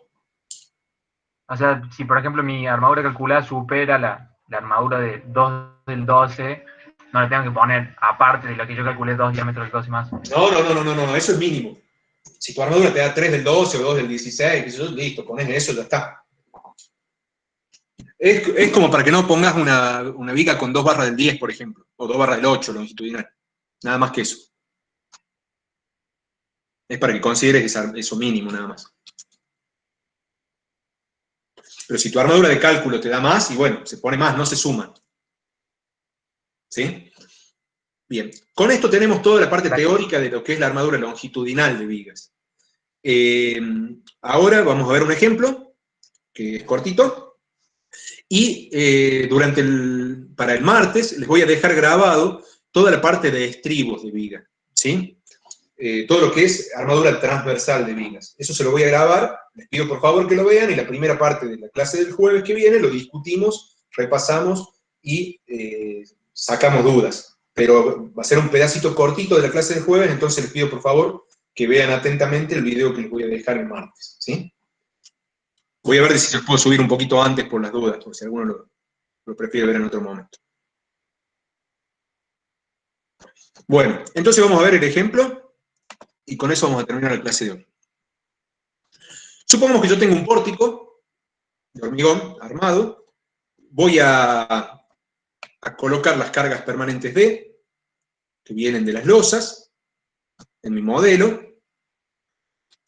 Si hice un modelo tridimensional, el efecto de las cargas que vienen sobre las columnas por las vigas perpendiculares a por ejemplo, a este nudo está llegando una viga que viene acá de punta, o sea, por un pórtico perpendicular.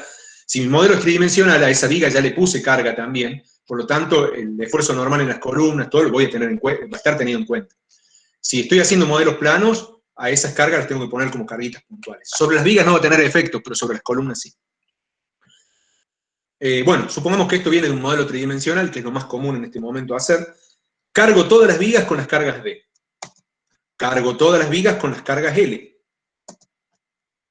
Hago mi determinación de acciones sísmicas y cargo, bueno, ya sea mis acciones sísmicas acá en el pórtico, o si estoy hablando de un modelo tridimensional, cargo en los centros de masa con las torsiones adicionales también, en dirección X, en dirección Y.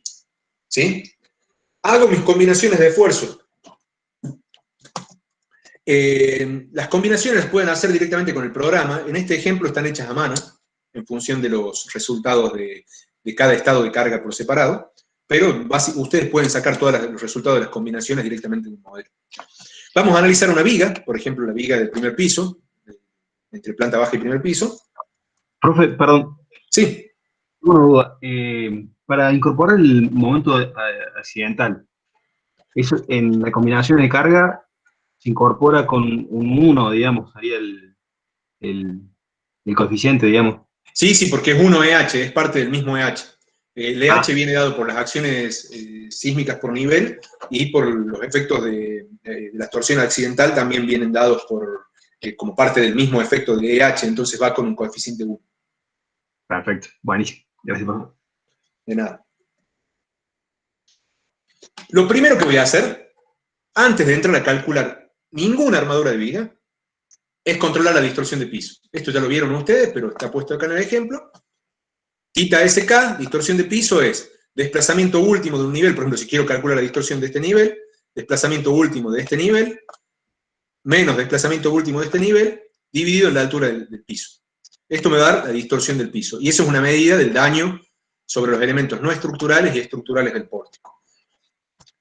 Calculo las distorsiones del piso, dado du, que es igual al coeficiente CD, que no sé si no lo puse acá, pero ya lo vieron en otras clases anteriores, que viene dado en función de la tipología estructural y del mecanismo de colapso que yo use, me da un valor CD, por el desplazamiento E de E sobre gamma R.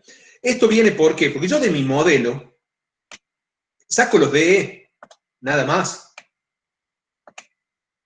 Del modelo saco DE. Entonces, fíjense que, voy a sobreescribir acá un poquito el dibujo porque no tengo espacio. Si hago un diagrama B delta, corte delta, si la estructura trabajara elástica, yo tendría un cierto nivel de acción sísmica. Ahora, a mi modelo lo cargué con una acción sísmica reducida, porque tomé en cuenta un factor R, o sea, algo sobre R. Entonces yo estoy considerando que la estructura llega a este punto en forma elástica y a partir de ahí ingresa al campo plástico. Pero mi modelo es un modelo elástico, al cual lo cargué con esta fuerza. ¿Qué desplazamiento me va a dar el modelo? Este desplazamiento me da el modelo. Solo este desplazamiento. Por lo tanto, a este desplazamiento lo tengo que llevar a DU. A DE lo tengo que llevar a DU. ¿Cómo lo llevo a DE? A DU multiplicándolo por CD y dividiéndolo en gamma R. ¿Sí? Con eso llevo mi desplazamiento de E a DU. Es lo primero que tengo que hacer. Voy a mi modelo, leo los desplazamientos, son de E, porque yo cargué con una acción reducida y obtuve un desplazamiento y el modelo trabaja elástico, no tiene en cuenta el ingreso al campo plástico. Entonces saco de E de mi modelo. Lo multiplico por CD y lo divido en gamma R, con lo cual lo llevo a DU. Y ahí sí tengo los DU para calcular las distorsiones de piso. Esas distorsiones de piso las verifico, que sean menor, si es una estructura de tipo A o A0, a 1%, si es una estructura tipo B de viviendas, a 1,5%, para el caso D, que es el caso más común, que quiere decir que existen elementos no estructurales que pueden ser dañados por las deformaciones impuestas a la estructura. O sea, si hay mampostería de cierre en los pórticos, y bueno, voy a tener un caso D. Tengo que limitar un poquito las deformaciones en la estructura para evitar daños en esos elementos no estructurales. O tengo, por ejemplo, todo un frente vidriado que está adherido a la estructura. Si yo tengo grandes deformaciones, van a empezar a saltar los vidrios. ¿Sí? Por eso tengo que controlar D. Ese sería un caso D. El caso ND es cuando los elementos no estructurales no están unidos a la estructura de una forma que puedan dañarse. Es, por ejemplo, si yo tengo todo ese frente vidriado, está considerado con ciertas juntas, con cierta forma de incorporarse a la estructura, de forma de que puedan absorber mayores deformaciones. En ese caso puedo tomar ND. O si tengo un edificio sin mampostería de cierre, supongamos que es un edificio de cocheras, en el cual no tengo un cerramiento lateral, en ese caso podría considerar ND también, porque no tengo elementos no estructurales que pueden ser dañados. Pero en el caso de edificios de vivienda, lo más común es que sea un caso D. Y si es edificio de viviendas, este sería el máximo de distorsión de piso, 1,5%. Y si es una estructura tipo A o A0, por ejemplo, un hospital que sería tipo A, una escuela, o A0, ya tengo que considerar una distorsión menor todavía. Estoy limitando el daño todavía. Bueno, eso lo verifico, o sea, voy a mi modelo, saco los DE, los multiplico por CD y los divido en gamma R, los convierto en DU, saco DU de un nivel menos el DU del nivel inferior, lo divido en la altura, me da la distorsión. Veo todas las distorsiones, me dan menores a 1,5, perfecto, listo. Esto se hace primero que nada, porque si yo me pongo a calcular todas las armaduras y después me doy cuenta que la distorsión no funcionaba, ¿qué pasa? Tengo que agrandar los elementos. Entonces diseñé toda mi armadura, hice todo un trabajo que después tengo que rehacer, ¿sí? Porque si no da la distorsión de piso, ¿qué quiere decir? Que la estructura es poco rígida, es muy flexible. Entonces, ¿qué tengo que hacer yo? Incorporar tabiques, agrandar las columnas, agrandar las vigas, ¿sí? Esas son las cosas que yo puedo llegar a tener, siempre dándole más rigidez a la estructura. Yo lo primero que voy a tratar es agrandar un poco las vigas de las columnas del pórtico. Si eso ya se torna inmanejable, si sigo agrandando ya las vigas un montón y las columnas un montón, no llego a la distorsión de piso, tendría que incorporar más pórticos, por ejemplo, o incorporar tabiques, ¿sí? Pero son cuestiones de diseño como fuertes, como que de mucho cambio. Entonces, ponerme a calcular armaduras antes de calcular las distorsiones de piso sería un trabajo inútil. Por otro lado, también un consejo, yo acá puedo ver dónde está la zona de mayores distorsiones. No quiere que no me dé la distorsión de piso, no quiere decir que tenga que rediseñar todo el pórtico. Puede ser que la distorsión de piso venga bien, pero en cierta zona de la estructura se superen los valores. Este no sería el caso, no se supera, pero acá tengo la máxima. Fíjense que si yo en esa zona del pórtico, o sea, estaríamos hablando, por ejemplo, acá de este nivel aproximadamente, tengo los problemas, a lo mejor lo puedo resolver incrementando un poco las columnas de este nivel, o las vigas de este nivel. ¿Sí? Eso me puede mejorar la distorsión. Otra cosa que tengo que tener en cuenta es los puntos de inflexión. Si la columna tiene un diagrama con un punto de inflexión más o menos en la mitad, ¿qué quiere decir? Que las vigas la aportican bastante bien a esa columna. ¿Sí? Están dando una buena restricción las vigas a las columnas. Entonces, si yo tengo este caso, hay dos cosas. Puede que las dos vigas sean muy débiles, o que las dos vigas sean suficientemente fuertes. Pero muchas veces lo que pasa cuando una viga es débil, el punto de inflexión se mueve hacia esa viga. Esta viga es poco rígida y esta viga sí es más rígida. Si tengo este caso, muchas veces mejorando la altura de esta viga, la rigidez de esta viga, puedo resolver el problema. Entonces, en orden, ¿qué voy a tratar de hacer yo? No me da la distorsión de piso y aumento un poquito las vigas, corro de nuevo el modelo. ¿Mejoró o no mejoró? Si no mejoró, no sigo insistiendo aumentando las vigas. A lo mejor es un problema de columna. Pruebo aumentando las columnas, ¿sí? Aumentando las columnas, puede que tenga que aumentar las columnas y también las vigas para que empiecen a porticarla mejor. Entonces empiezo a jugar en ese incremento de vigas y columnas tratando de que me dé la distorsión de piso. Si no llego a que me dé, ya puede ser una cuestión de diseño de tener que incorporar más pórticos o tabiques a la estructura, ¿sí?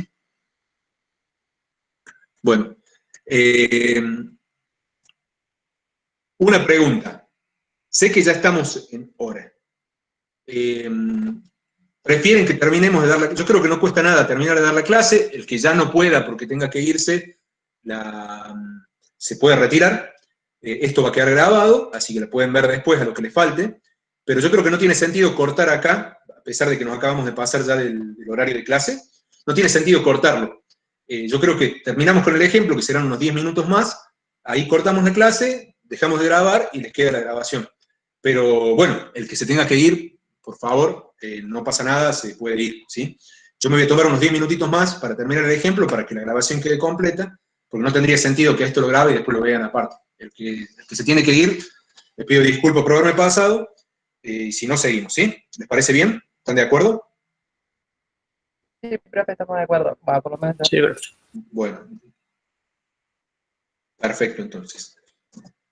Bueno, entonces supongamos que en esta viga que yo tomé para analizar, del primer piso, yo voy a mi modelo y saco los momentos de menos 3,6, 1,7, menos 2,3, menos 3, 2,1, menos 4,3. Mi estado L me dice menos 1, 0,5, menos 0,6, menos 1, 0,7, menos 1,4. Y mi sismo, supongamos derecha e izquierda, me dio 10,5 traccionando abajo, 9,9 traccionando arriba, 9 traccionando abajo, 9,6 traccionando arriba.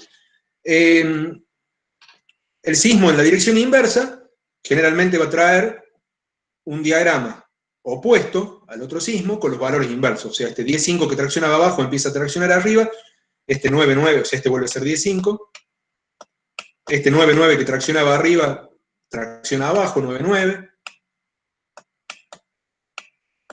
este 9 que tracciona abajo, tracciona arriba, y este 9,6 que tracciona arriba, tracciona abajo. O sea, podemos decir que es inverso y con los mismos valores del sismo. Ahora voy a combinarlos.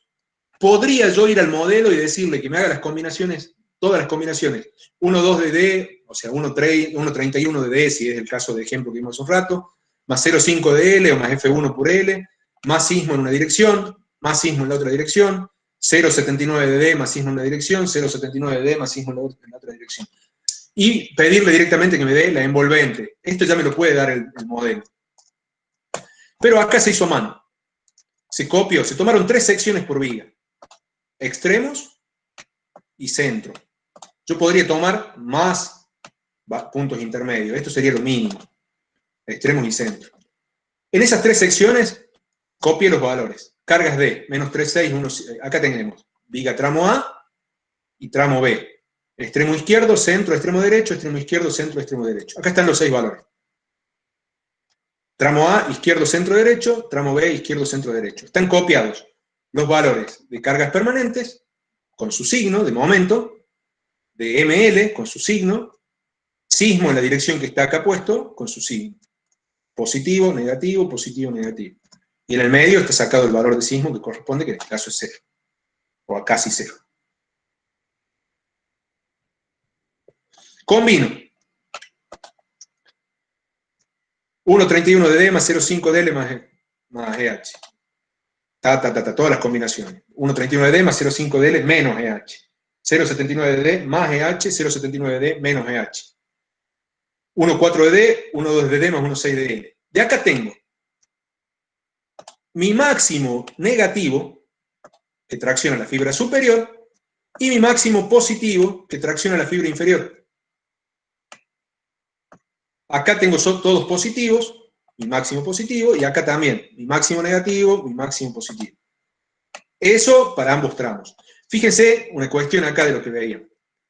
Si yo estoy analizando esta sección, fíjense, el máximo negativo, como D es negativo, como MD es negativo, fíjense que va a venir dado de el 1,31 de D,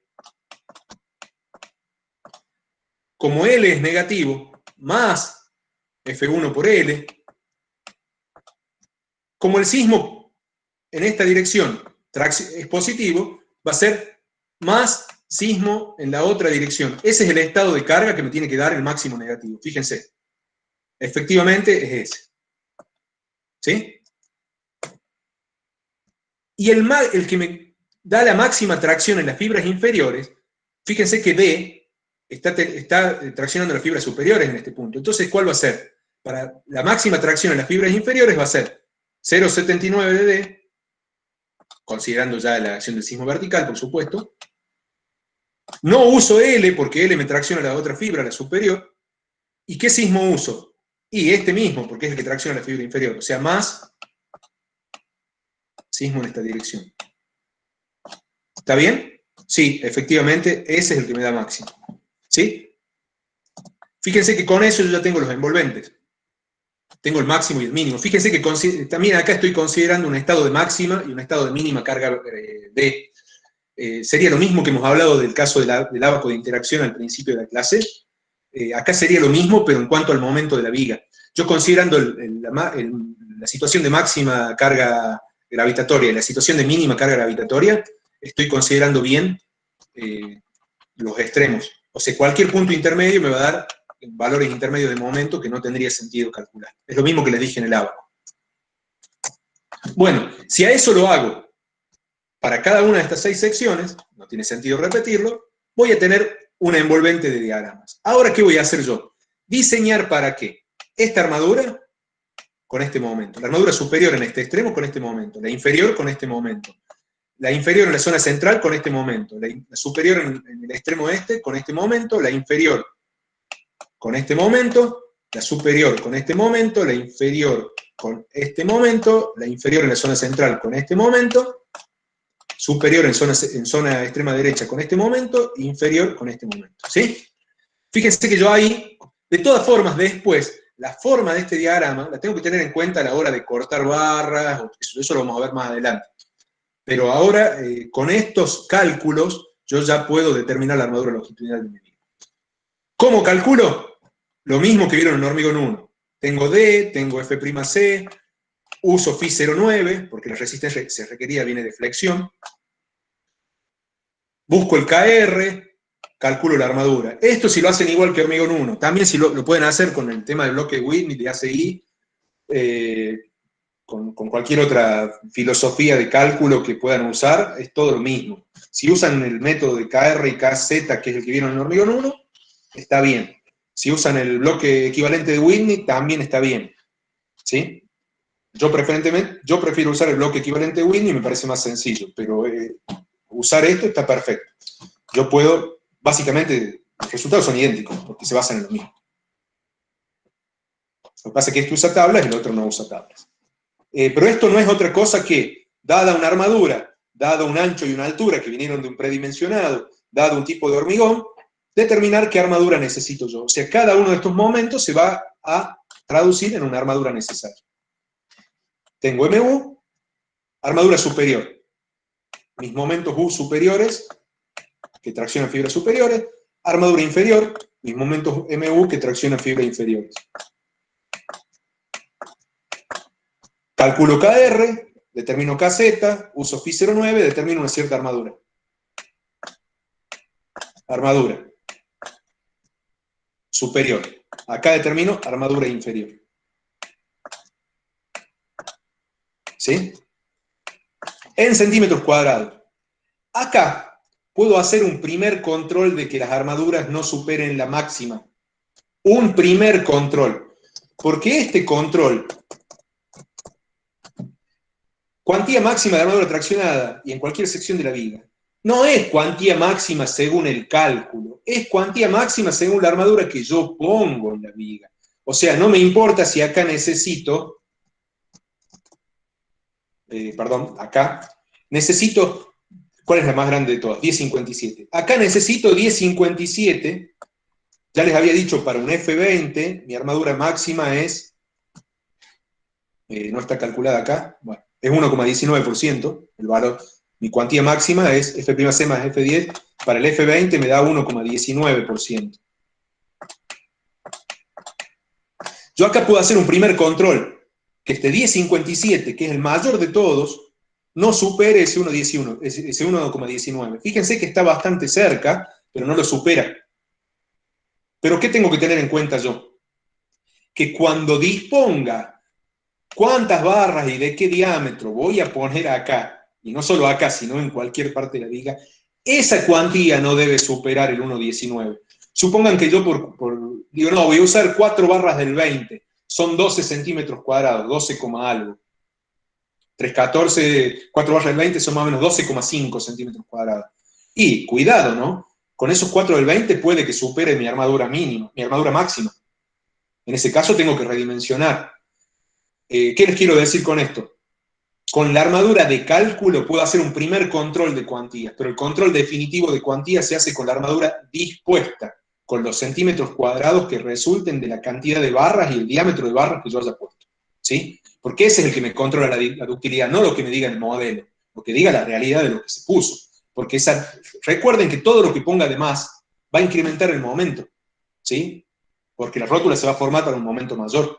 Entonces, todo lo que ponga de más implica un mayor momento. Entonces, de nada sirve que a mí me hagan falta 10. La estructura, si yo le puse para que plastifique en 15, a la estructura no le importa si el momento del modelo decía 10. Lo que le importa es que se plastificó en 15 y trabajó con 15, ¿sí? Eso es lo que quiero que les quede claro. Por eso lo que importa es lo realmente dispuesto y no lo que me diga un modelo, ¿sí?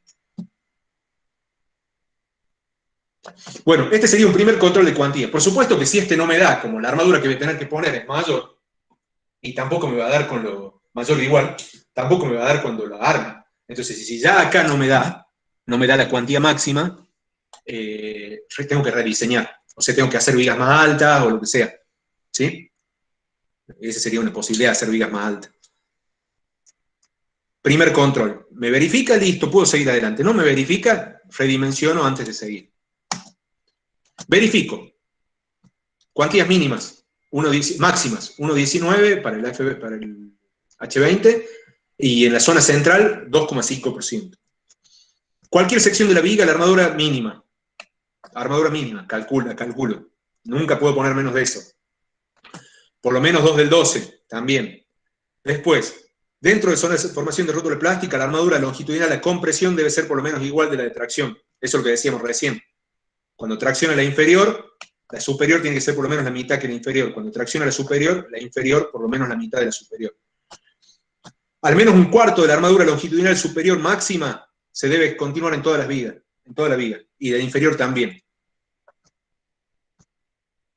Acá puse, perdón, acá dice al menos un cuarto de la armadura longitudinal superior. En otra parte está bien claro, la superior y la inferior por separado. ¿Sí? Bueno, entonces acá hice un diagrama y lo primero que hago es poner cuánto necesito por cálculo. 10,4, 8,52, 8,67, 10,57, los pongo acá. 10,4, 8,52, 8,7, 10,6. Y después acá hago lo mismo, abajo. 4,7, 1,8, 4,9, 4,0, 2,3, 3,7. 4,7, 1,8, 5, perdón, 5, 4. Pongo los valores de cálculo. Y empiezo a hacer todos estos controles. La mínima en toda la longitud tiene que ser por lo menos un cuarto de la mayor. 10,4 o 8,5. ¿Cuál es más grande de las dos? 10,4. 10,4 por 0,25 me da 2,6. Ningún punto puedo poner menos de 2,6. Acá, la máxima en este segundo tramo es 10,6. Un cuarto de 10,6 es 2,7. En ninguna parte de la longitud de la parte superior de la viga puedo poner menos de 2,7. Bueno, acá 4,7, 1,8, 5. La más grande es 4,7. En ninguna parte, bueno, también lo puedo hacer con la realmente dispuesta, ¿no? Pero en ninguna parte debería poder poner menos de 4,7 sobre 4, de 5 sobre 4, perdón. Acá 4 sobre 4. Vamos a controlar las armaduras comprimidas. Cuando esta tracción es 10,4, la inferior tiene que ser por lo menos a 10,4 sobre 2. 5,2, fíjense acá. 10,4 sobre 2 es 5,2. Y acá necesitaba 4,7. Entonces voy a usar el requerimiento de armadura comprimida. 8,5 sobre 2 es 4,3. Necesito 5. Está bien. 8,7 sobre 2. 8,7 sobre 2 es 4,3. Ah, listo. Uso 4,3, no 4. 10,6 sobre 2, 5,3. Listo, uso 5,3, no uso 3,7.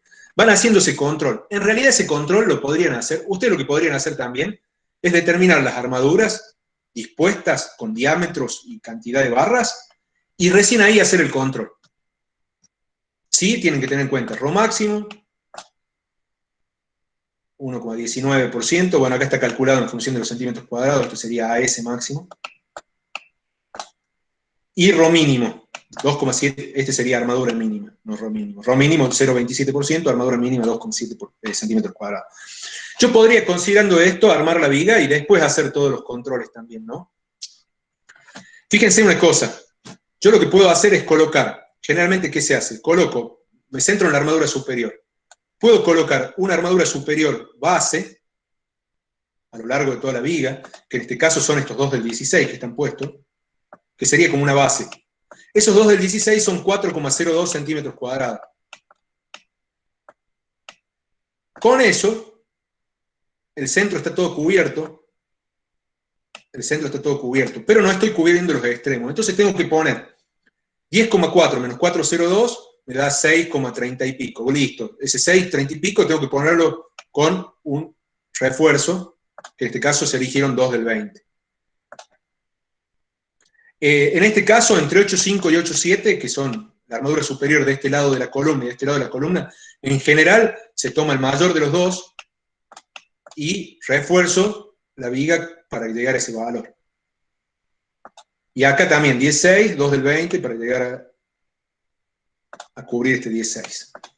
La armadura inferior, acá, por ejemplo, ¿qué se hizo? También podría haber puesto 2 del 16 y poner un refuerzo adicional de 1 del 12 en cada extremo, pero se eligió directamente poner una armadura que va de punta a punta, que sea igual a la mayor de todas estas. Fíjense que no importa sobrearmar la parte central, lo que importa es no sobrearmar en exceso los extremos, que son las zonas de rótulas que son nuestros fusibles, ¿sí? ¿Dudas hasta acá? Con esto terminamos lo de armadura longitudinal, así que les escucho todas las dudas que tengan y con eso terminamos la clase de hoy. Ingeniero, en este caso, en los extremos, se debería tener en cuenta la extensión de la armadura, por ejemplo, ahí los dos hierros del 16, que los prolongamos. Claro, por ejemplo, acá decir hasta dónde llego con los dos del 20, ¿eso te referís? Claro, sí, ahí, por ejemplo, en el nudo ese, si te debería contar, aparte de los dos del 20, la parte de los dos del 16 que están prolongados hasta el... Lo que pasa es estos dos del 16 de acá del centro. Claro, sí. Bueno, estas longitudes, por supuesto, se hacen según cálculo y tienen que ver con el diagrama de envolventes. Cuando veamos en la parte de nudos, cuando veamos la parte de anclaje, ahí lo vamos a determinar cómo se determina esa longitud, ¿sí? Bien, perfecto.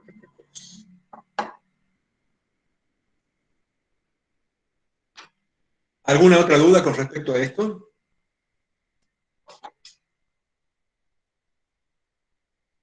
Si son vigas cortas, puede que yo con una sola armadura superior de punta a punta y una sola armadura inferior de punta a punta ya esté bien armado. Pues son vigas cortas, estos refuerzos se van a empezar a juntar entre sí, y ya se empiezan a juntar entre sí, no tiene sentido ponerlo. Si se juntan bueno, eso lo vamos a discutir un poquito cuando veamos la longitud de los refuerzos en la parte de nudo. Pero básicamente, esto ustedes lo que tienen que hacer es colocar, básicamente en resumen, colocar armaduras que cubran mi diagrama envolvente, que eso lo vieron en Hormigón 1, cómo cubrir un envolvente de momentos con armadura, lo hacen así. Y tienen en cuenta todas las restricciones que hemos visto. Cuantía mínima, cuantía máxima de armadura traccionada, armadura en compresión por lo menos igual al 50% de la de tracción, el 25% de la mayor de las armaduras superiores se tiene que continuar en todo el tramo, el 75% de la armadura tiene que pasar por el núcleo de la columna, mínimo 2 barras del 12, o sea, la estrategia que ustedes tomen para armarlo siempre va a ser válida, siempre y cuando cumplan con que mi momento nominal sea siempre mayor al momento último, phi momento nominal siempre mayor al momento último, y es todas estas restricciones de armaduras máximas, armaduras mínimas, armadura en compresión, y estos requerimientos con respecto a que la armadura que corto no puedo cortar más no puedo bajar más de un 75%, o sea, mínimo tengo que poner un 25% de la armadura. Ingeniero, una consulta, disculpe. Sí.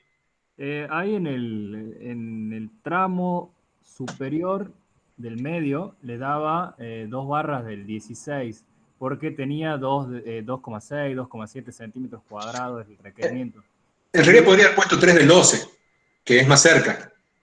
Claro, perfecto. Sí, justamente a eso iba, y además preguntarle también si se podía, si le daba 1,5 en vez de 2,6, lo mismo tiene que poner 2 del 12 mínimo, ¿verdad? En todo el tramo. Exacto, 2 del 12 mínimo. Perfecto. El haber elegido 2 del 16 de punta a punta es una cuestión de simplicidad. Y además, otra cosa, es que, a ver, voy a volver a la pizarrita para explicarles una cosita más. Hay una cuestión también, que si yo tengo un diagrama, me salió muy feo, pero bueno, creo que se va a entender lo mismo. Fíjense que si yo tengo mis momentos últimos, la envolvente es esto. Este momento último yo lo puedo transformar en centímetros cuadrados, o a los centímetros cuadrados que coloco, transformarlo en momento. Entonces, puedo dibujar acá capacidad en función, este es momento último. La capacidad es proporcional a las barras que yo ponga. Entonces, si pongo poquita barra longitudinal, de punta a punta, pongo poca capacidad. Entonces, quiere decir, ya después vamos a ver bien este punto cómo se determina, pero mínimamente yo de acá en adelante voy a necesitar reforzar, y de acá para allá voy a necesitar reforzar, porque tengo más momento que capacidad, ¿sí? Ahora, si pongo más armadura, una armadura más grande de punta a punta, en realidad las longitudes de los refuerzos van a ser más chicas, ¿sí? Entonces, eso es una decisión que ustedes pueden tomar con respecto a esto, de poner más armadura de punta a punta y colocar refuerzos más chicos, porque si no se empiezan a juntar los refuerzos en la zona central y es como si no hubiera ahorrado nada de barra. Por ahí es más conveniente. Pero las posibilidades son muchas, porque yo no importa si sobrearmo la zona central, lo que importa es no sobrearmar las rótulas, ¿sí? ¿Alguna otra duda? Sí, ingeniero, una pregunta. Sí. Nosotros ahí consideramos solamente el sismo como en una dirección, o sea, dentro de la dirección en un sentido. No, está considerado, mira, está considerado los dos porque está puesto como más menos sismo en las combinaciones. Ah, perfecto, perfecto. Ese es Fíjate que el está puesto más EH menos EH, más EH menos EH. Claro. Eso, si son distintos, cosa que nunca van a ser distintos, o sea, siempre son iguales en una dirección y en la otra, yo lo puedo considerar como dos estados de carga distintos en mi modelo y entonces tomar más EH1 más EH2. Pero si yo considero un solo estado de carga EH en mi modelo, puedo hacer más menos. Claro, eso le iba a preguntar. De todas formas, independiente del lado que venga, va a traccionar del mismo lado, digamos, a la viga. No, porque fíjate, cuando yo tengo acá, cuando tengo el sismo de izquierda a derecha, tengo este diagrama. ¿Sí? Cuando el sismo va en la dirección opuesta, perfecto. Ahí el lo diagrama vi. es este. El de línea de punto. Perfecto. Claro, el de línea de punto, exactamente. Entonces sí lo tengo que considerar, y está considerado acá con sismo, como al poner más menos sismo, este 10,5 lo estoy sumando para este caso y lo estoy restando para este caso. Y este menos 9,9 lo estoy sumando con el signo negativo para este caso y lo estoy restando, o sea, sumando para este otro. Perfecto, perfecto. Clarísimo. Gracias.